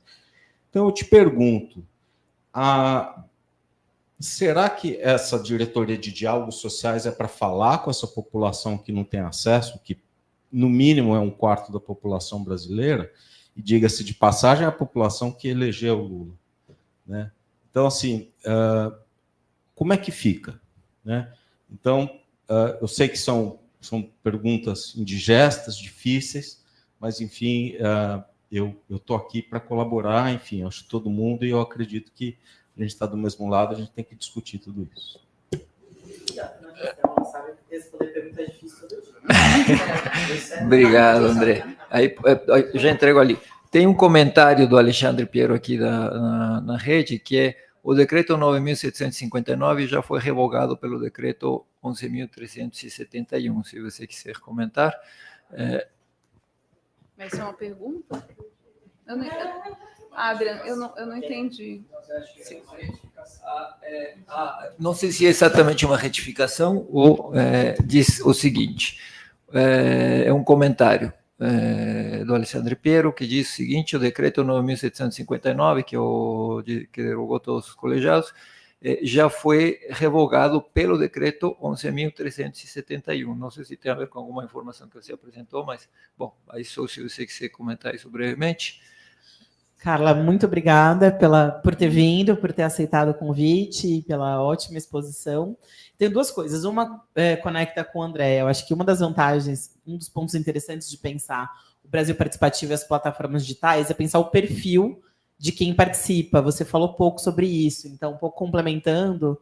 A gente sabe, por exemplo, já dialogando com o André, é muito difícil discutir participação na assistência social, não só do público da Bolsa Família. Então, que tipo de dado demográfico vocês têm ou não, né? Quem tem participado em termos de raça, gênero? Acho que isso é bem interessante, idade e tal. Mas minha pergunta central não é essa.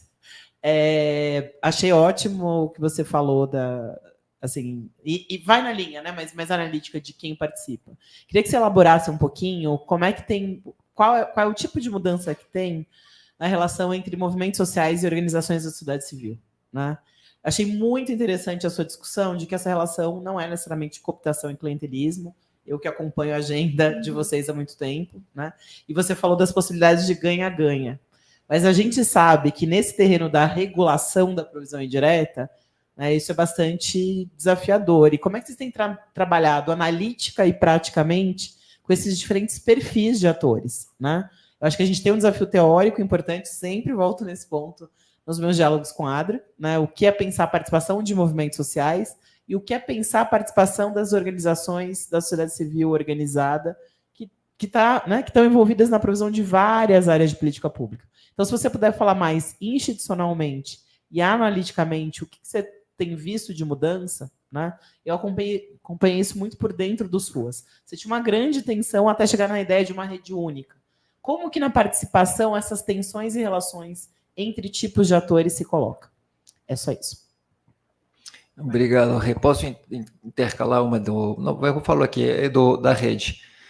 Só para ir deixando que o pessoal da rede também participe ao mesmo tempo que aqueles que estamos aqui presencialmente. Então, é uma pergunta do Wanderson F. de Souza, que diz o seguinte: Carla, eu estou curioso para saber como o digital, e digital entre aspas, que está até o momento, que está até no nome do cargo, ajuda, atrapalha, como isso está impactando por aí na participação. Então, Úrsula, por favor. Aí depois eu ia responder. Não, pode ir, eu vou responder. Já tem bastante. Fechamos uma nova rodada. Não, pode. Bem, então, eu queria te perguntar o seguinte. É sempre uma reflexão antiga, essa discussão da participação, quando vejo um novo governo e fico pensando sobre isso, uma conversa lá atrás com o Celso Daniel, que ele comentava, desde o governo lá em Santo André, e depois nas discussões nacionais também, antes de falecer, que um dos grandes desafios para a participação ser de fato funcional era ter unidade metodológica. Então, unidade metodológica no governo, ou seja, a participação ser algo de referência e importância para todas as secretarias, e não para uma secretaria. Que, se isso acontecesse, você conseguiria dar um tratamento para a discussão participativa com diferentes contratos, com diferentes projetos, com diferentes ações, e entraria no orçamento. Quando eu penso no governo federal, olhando de fora, eu tenho dificuldade de ver se tem essa unidade metodológica, principalmente porque a gente tem um governo de coalizão com partidos muito distintos. Você comentou algo sobre cargos e áreas de participação em diferentes ministérios que estão se articulando, pensando aqui numa questão mais transversal, certo? Você acha que isso está proporcionando alguma unidade metodológica pensando em diferentes ministérios para tratar essa questão participativa? Isso é uma coisa. E a outra discussão, uma curiosidade que... uma das discussões que eu vi lá no Ministério de Planejamento quando eu estava lá é que eles estavam falando que tinha uma participação enorme de grupos mais à direita no processo participativo, que antes não estavam, que era uma coisa que se lidava antes. E que em certos momentos, em vários estados, essa participação mais da direita era bem maior do que os grupos da esquerda, que estavam mais desarticulados. Em algum processo específico? Não lembro. Eu sei que eu falei, mas eles vão conseguir votar ações diferentes do que a gente imaginaria que são as mais relevantes, e assim, eu lembro de um chamado, falou, gente, tem que articular a esquerda, senão, né? Porque, como o Adrian falou, entrar no orçamento participativo não é entrar no orçamento, mas é colocar programações em prioridade diferente, né? Então, você conseguir colocar uma certa priorização no orçamento participativo, se conseguir passar pelo Arthur Lira, de repente chega até o orçamento, né, anual. Então, enfim, essas duas coisas. Tá, vou tentar ir de trás para frente para a gente responder todas as perguntas. Sobre o tema, né, da continuidade do conhecimento, das informações na gestão pública, acho que isso é um problema de toda a transição de governo, seja ela, ou às vezes até da transição da pessoa que é gestora da área, né? Às vezes sai a pessoa, ela leva todo o conhecimento. Então, acho que existe, eu não vou dar uma solução, existem pessoas especializadas nesse tema, em como que você garante que os processos, acho que a digitalização de processos, tem uma série de ferramentas hoje que são utilizadas que proporcionam isso, mas se alguém quiser apagar as bases e tal, a gente não tem como estar imune a isso, tem como evitar, ter backups e tal. Mas houve sim, no caso da transição, né, do governo Bolsonaro para o Lula, a gente teve muita perda de documentação e de informações e algumas coisas que foram sendo resgatadas. E acho que isso, né, não teria a solução para isso. Acho que isso é um conjunto de soluções para serem pensadas no âmbito da gestão do conhecimento mesmo das organizações, né, de garantir que tudo esteja documentado, de que haja continuidade. Sobre a participação, né, dos beneficiários do Bolsa Família, acho que tem um tema bem importante que eu toquei pouco, que é muito central aqui para a política, né, da secretaria, que é o tema da participação popular, da educação popular.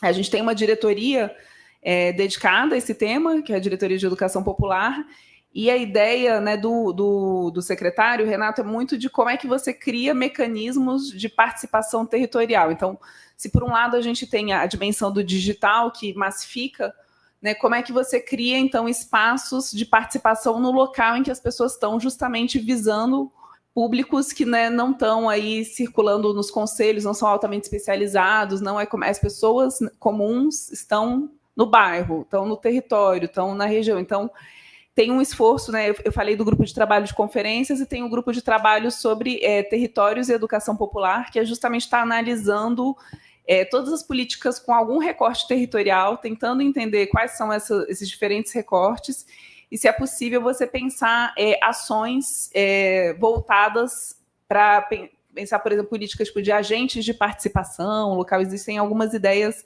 nesse sentido. Então, isso também, eu não coloquei isso como uma novidade, porque a Diretoria de Educação Popular e a rede já existiam, mas talvez essa abordagem com um recorte territorial seja uma novidade, né, nesse sentido, assim, de tentar colocar. Então, entra, né, na visão, né, da secretaria, isso entra articulado, né, em que você expande para o digital, mas a gente sabe que o digital também tem limites de acesso, enfim, de algumas outras coisas. Então, a ideia, a gente está, por exemplo, você falou do Bolsa Família, a gente está com um dos processos que a gente está desenvolvendo dentro do Brasil Participativo, a ideia de um mapeamento participativo para o Brasil Sem Fome, que possa cadastrar ações de cozinhas comunitárias, hortas comunitárias, georreferenciar, cruzar isso com alguns outros dados relativos à insegurança alimentar, à oferta de equipamentos públicos. É uma coisa que a gente está em diálogo com o MDS, ainda está trabalhando para desenvolver um pouco essa ferramenta. Então, seria um esforço, né, a partir desse mapeamento, gerar incentivos, pensar ações territoriais, enfim. Sobre o perfil de quem participa, eu tenho uma apresentação super detalhada.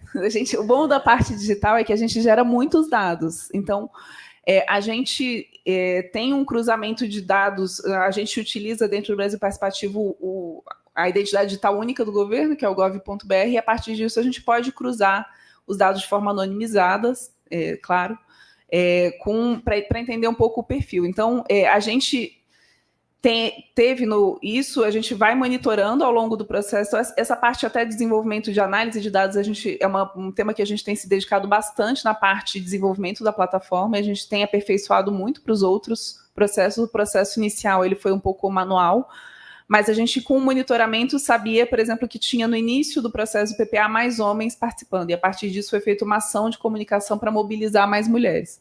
Ao final do processo, 61% dos participantes eram mulheres. Foi até uma maioria bastante expressiva, assim. E, ao cruzar as propostas, você vê que tem as mulheres... quem apresentou isso foi a Luísa Jardim, que é uma pesquisadora da FGV. Ela mostra um pouco como que as mulheres votam até em propostas diferentes dos homens, que tinha até um pouco a ver, na verdade, com categoria profissional. Então, o piso da enfermagem era majoritariamente feminino, já uma proposta sobre segurança pública majoritariamente masculino. Assim. Então, tem esse perfil. Sobre raça e etnia, os dados que a gente tinha do data prévia eram inconsistentes, então a gente não conseguiu fazer esse cruzamento, acho que esse é uma grande perda que a gente tem. Mas a gente também tem dados de idade, região, enfim. Então, de modo geral, a distribuição de votantes no PPA ficou muito proporcional à distribuição da população brasileira, com uma tendência para uma maior participação do Nordeste, proporcionalmente, em relação ao Sul. Acho que o Sudeste ficou equivalente, não me lembro agora de cabeça.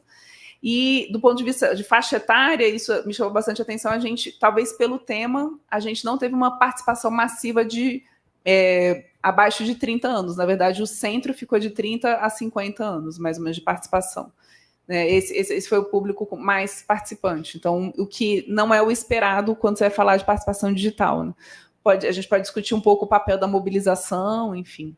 Mas a gente tem vários dados detalhados. Tem os relatórios, tem um relatório de 400 páginas disponível no site. Quem quiser baixar e olhar, para quem quer fazer pesquisa sobre isso, pode ser interessante. Sobre as pesquisas, sobre a outra pergunta da Renata, qual tipo, né, de mudança, eu acho que eu não estou numa posição de conseguir responder isso, porque eu não estou acompanhando, né, por exemplo, a diretoria de parcerias com organizações da sociedade civil é que está fazendo esse acompanhamento mais no dia a dia. A gente nunca conversei para saber esse sentimento mais fino, né, de se houve alguma grande mudança nessa relação. Então, eu prefiro não arriscar muito aqui, eu realmente não saberia responder. Aí o comentário, a pessoa só indicou, né, o número do decreto que revogou. Essa revogação ela aconteceu, como eu falei, no dia 1º de janeiro, então foi os primeiros decretos, os decretos foram soltados ao mesmo tempo, revogando medidas, né, do 9759, então ele não está mais vigente. E a pergunta sobre como o digital ajuda ou atrapalha, a ideia é que eles ajude sempre. Sempre que as pessoas levantam... Sempre que a gente faz processo de participação digital, são levantadas questões relacionadas com dificuldade de inclusão digital, acesso e tal. E essas questões são muito importantes e elas requerem uma atenção e, às vezes, elas requerem uma ação que não é tanto... Né? Então, por exemplo, sou diretora de participação digital. Na SECOM, a gente tem a Secretaria de Políticas Digitais, que cuida da regulação. A gente tem a Secretaria de Governo Digital no MGI. Eu tenho a Secretaria de Inclusão Digital no Minicom. Então, tem várias áreas digitais que cuidam de temas. Então, eventualmente, alguns temas estão muito mais relacionados com inclusão. E são ações que, às vezes, a gente não tem como fazer uma ação direta sobre isso, mas a gente pode pensar, enquanto governo, como atender. Mas a minha avaliação é que o ganho, do ponto de vista de massificação, ele é mais válido do que... Porque você fazer assembleia, né, por mais que a gente tenha tido assembleias muito significativas, com 2.000 pessoas participando, elas têm um custo maior e elas também são mais direcionadas a um público. O digital ele permite que você fure, eventualmente, algumas bolhas, que você chegue a lugares que, eventualmente, as pessoas não conseguiriam se deslocar. Então, por mais que esse chegar em vários lugares não seja perfeito e tenha os seus limites, ele ainda é de mais ganhos, assim, do que perdas, né? E a gente precisa trabalhar para fazer ações para reduzir o público que está ficando de fora disso, assim. Sobre a questão da unidade metodológica, eu achei bem interessante quando você estava fazendo a pergunta, Úrsula, porque enquanto você estava... Quando você falou isso, eu falei, nossa, isso tem muito a ver com o sistema, e daí você já deu essa resposta. Então, eu acho que a proposta eu acho que tem duas coisas. Uma é o papel do governante, né, do líder político. Então, o presidente Lula ele tem essa característica, ele passa para todos os seus ministros, e quando eu trouxe os áudios aqui dos ministros, foi um pouco também para dizer assim, não é uma fala que está localizada, que é só do Lula que defende a participação. Isso está difuso em diferentes ministérios, diferentes orientações políticas, essa ideia de que a participação é uma orientação. E essa ideia de que todos os ministérios, só 3 ministérios não têm esse cargo do assessor de participação. Então, a ideia muito forte de que isso é uma diretriz política e de que se o ministério não tem, ele vai precisar... Não, aí cada ministério... Não, os 3 que não tem a criação foi no momento da estruturação dos ministérios, a criação do cargo. O que não tem são ministérios... não sei se era tipo o GSI, ou ministérios que não cabia assim, muito, que eram muito fora, que tem características...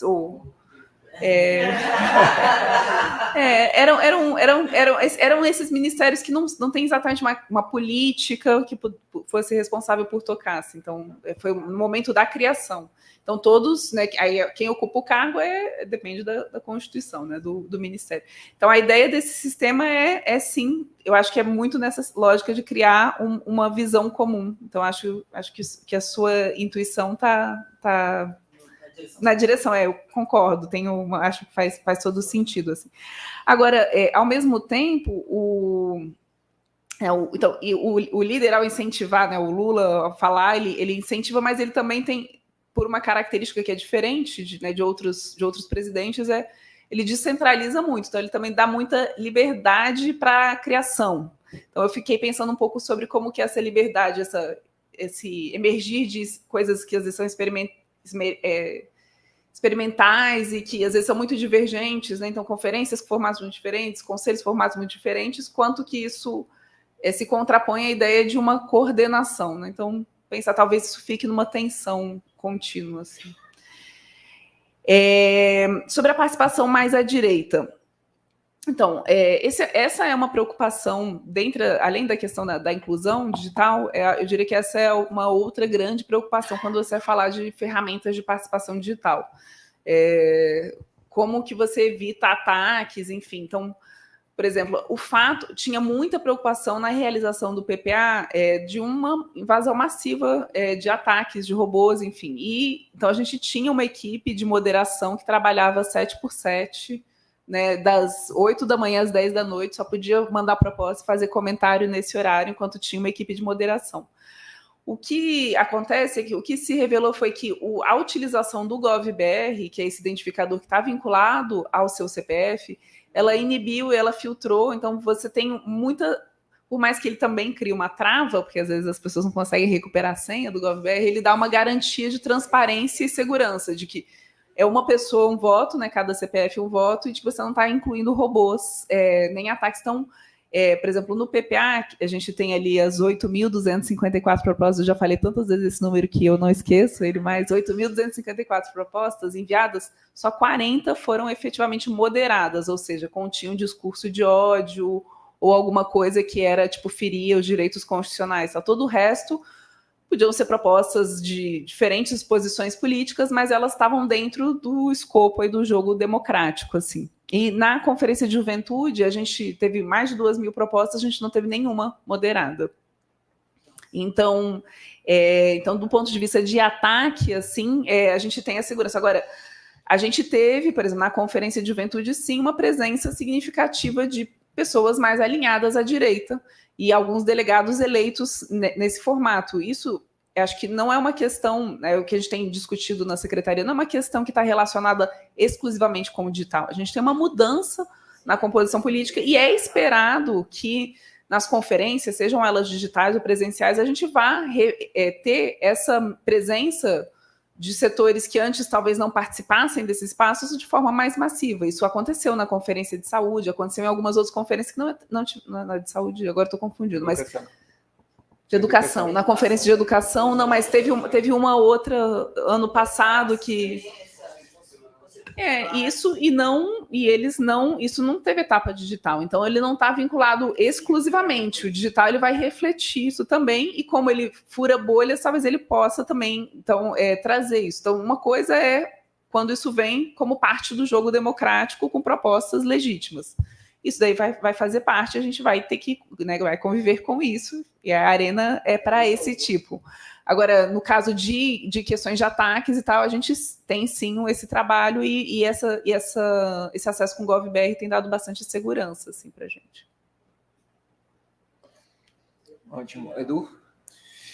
Obrigado, Carla. Muito legal, muito interessante, tanto a coisa mais geral quanto a mais das notícias recentes, digamos assim, né?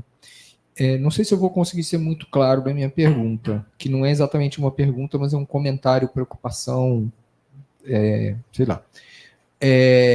Eu acho esse conjunto de atividades super importante, né, para o Brasil e para a sociedade brasileira e tal. Eu não tenho muito a certeza que a fase atual pode ser considerada como simplesmente o retorno da latência, segundo você, fazendo uma tradução da sua própria narrativa. Me parece um retorno da latência com um certo incrementalismo em certas direções, mas um ganho de uma certa sistematicidade, né, no conjunto das políticas, talvez incorporando. Já que o Bolsonaro resolveu extirpar, é possível, a partir daí, justamente fazer um outro desenho que seja um desenho mais incrustado, mais embedded em cada uma das políticas e que transversalmente converse com as várias... Então, eu tenho um pouco a sensação que é desse jeito que vem a sua leitura.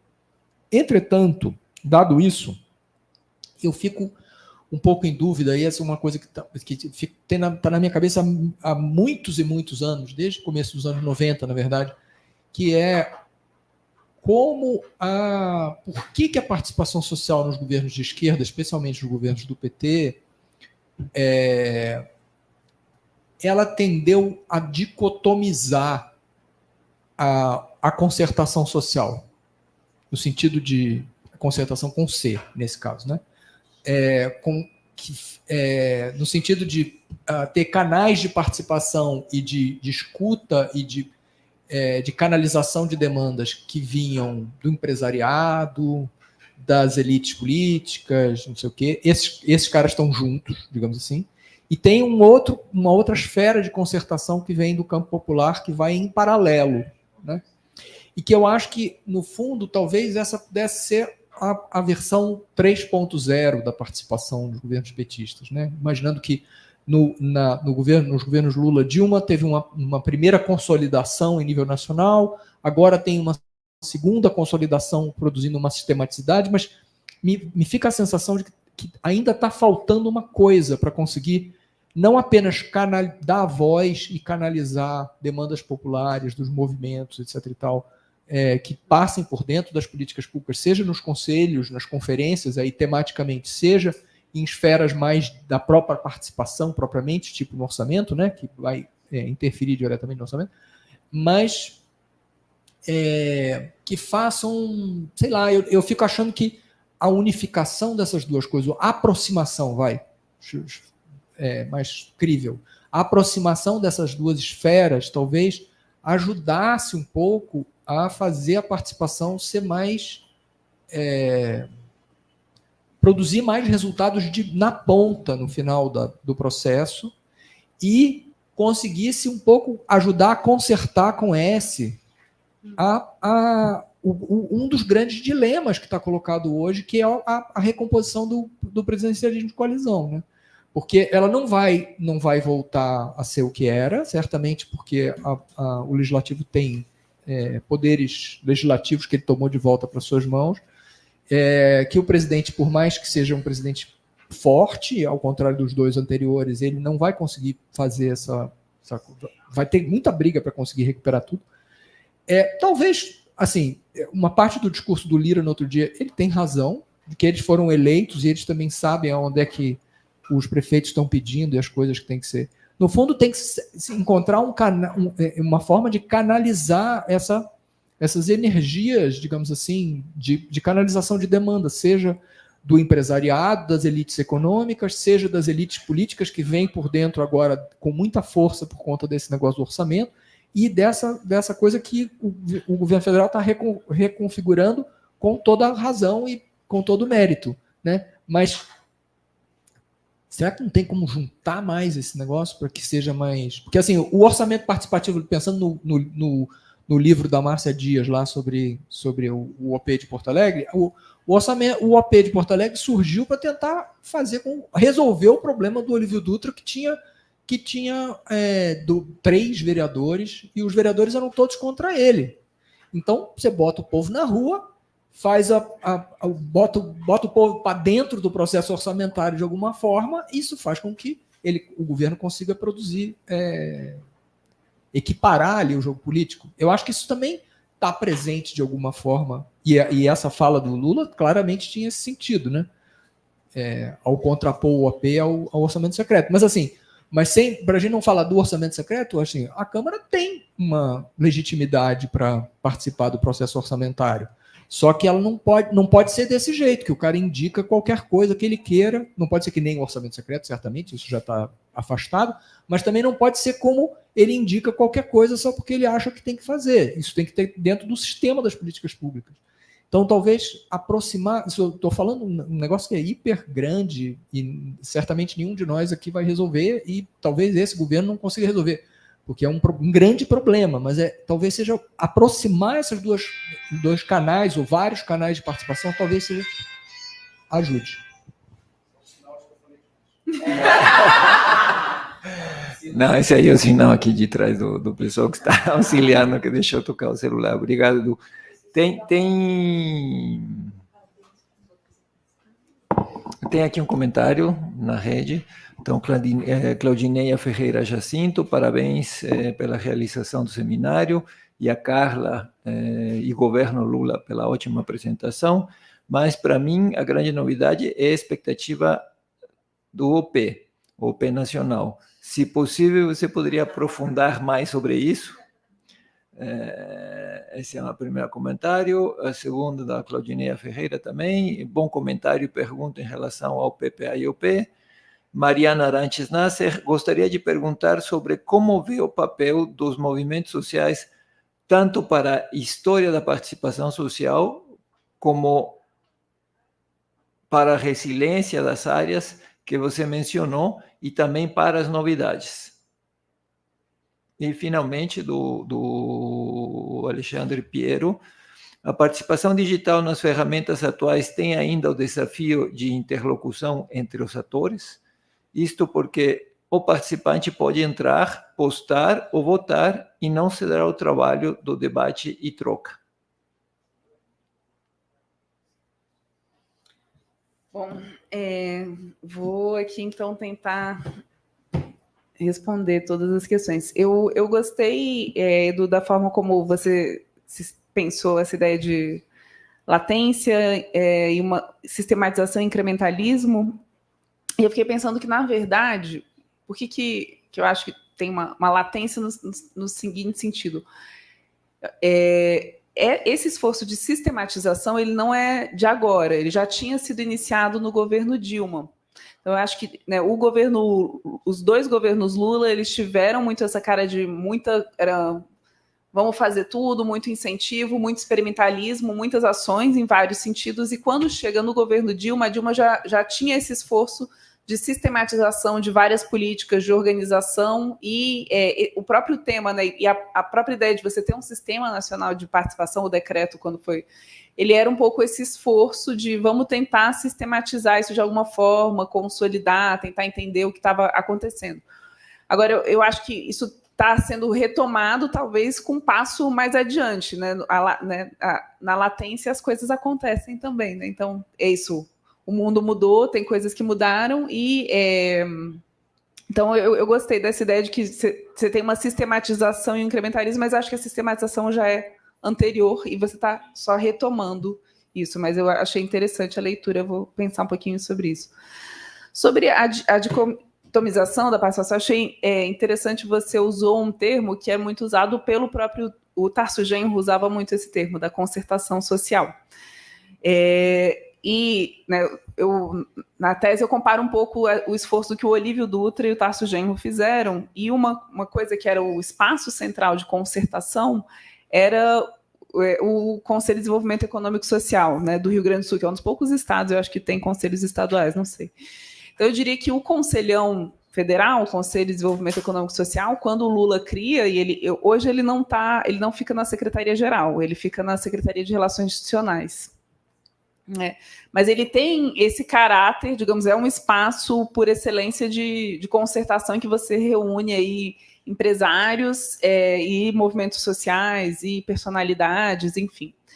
E ele tem essa característica de talvez pensar, fazer uma grande mediação. Mas eu, por outro lado, não acho que esse seja, digamos, o caráter central ou a preocupação central quando você pensa em participação e na forma.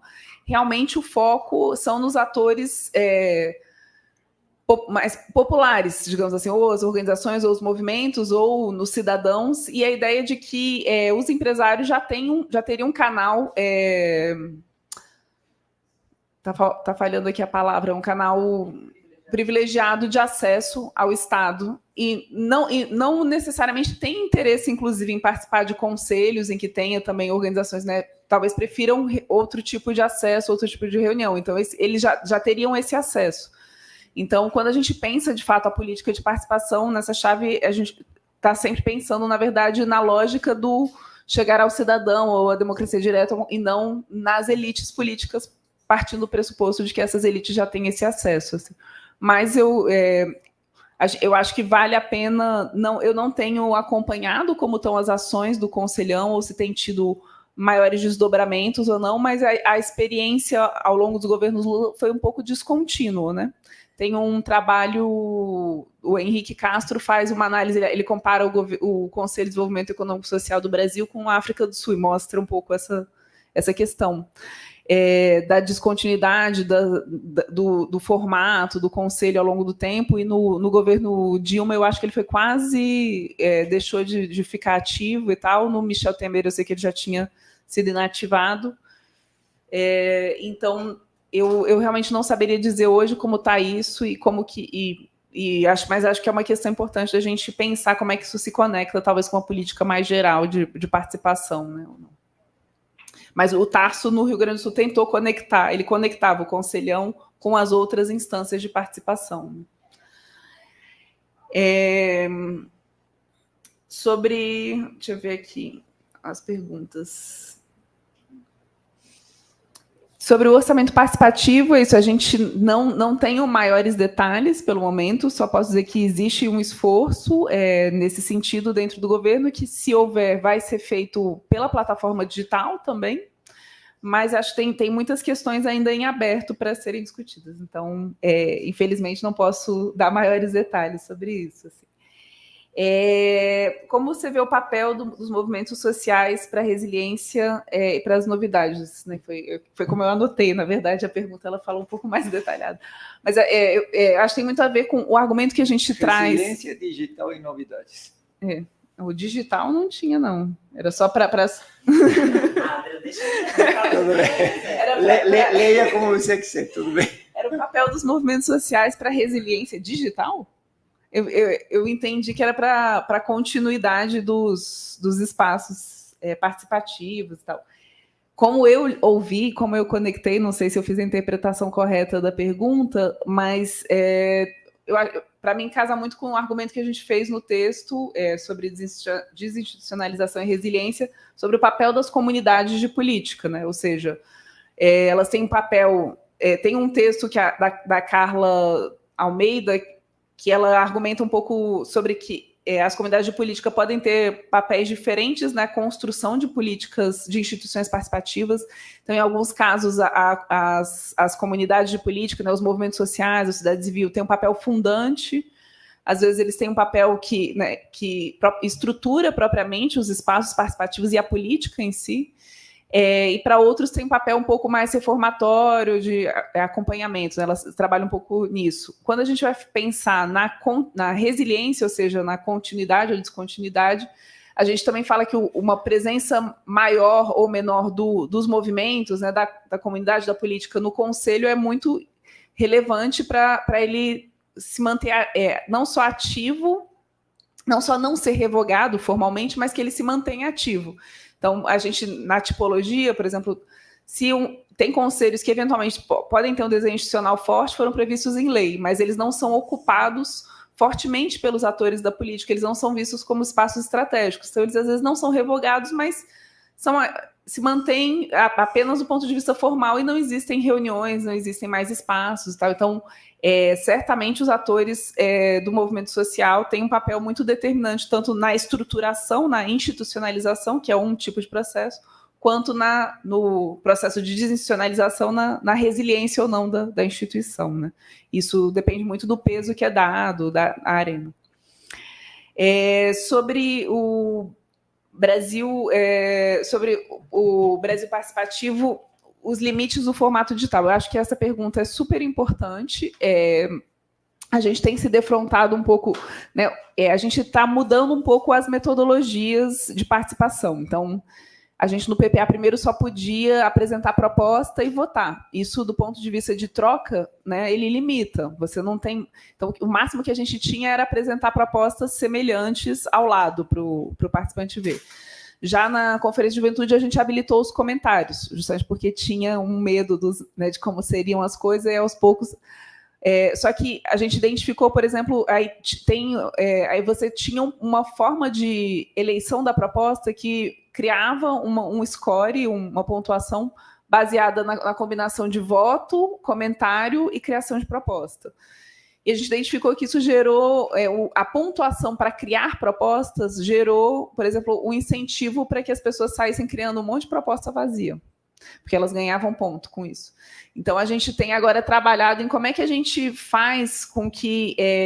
tem alguns mecanismos de tentar reunir propostas semelhantes. Então, a gente criar, dentro do espaço digital, realmente uma forma em que você possa gerar um debate em que propostas semelhantes possam ser agrupadas, ou que você possa gerar um debate em cima disso. A gente tem pensado nessas metodologias de aperfeiçoando, elas exigem tanto um aperfeiçoamento metodológico quanto um aperfeiçoamento tecnológico, digamos assim. A gente tem que desenvolver a plataforma junto.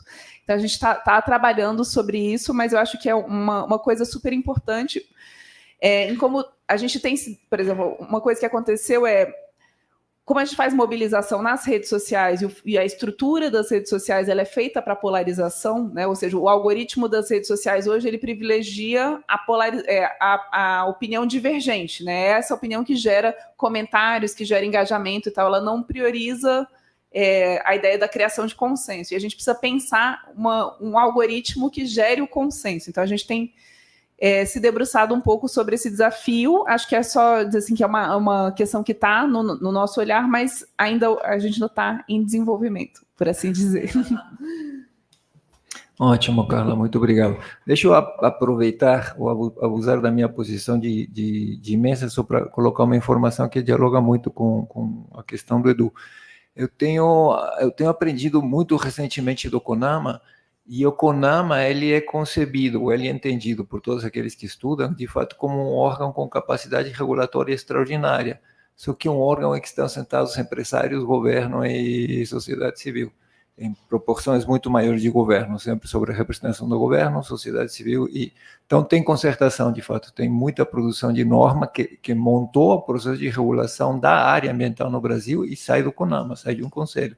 Mas tem um perfil diferente de outros conselhos, mas dialoga bem com aquilo que você está falando. Bom, gente, talvez recursos hídricos. Se não houver mais comentários, gostaria de agradecer imensamente a visita que a Carla nos fez para participar conosco desse seminário, uma fala excelente, gostamos muito, esperamos que a gente possa convidá-la para ver o que de fato vingou lá, depois de 3 anos a mais de governo.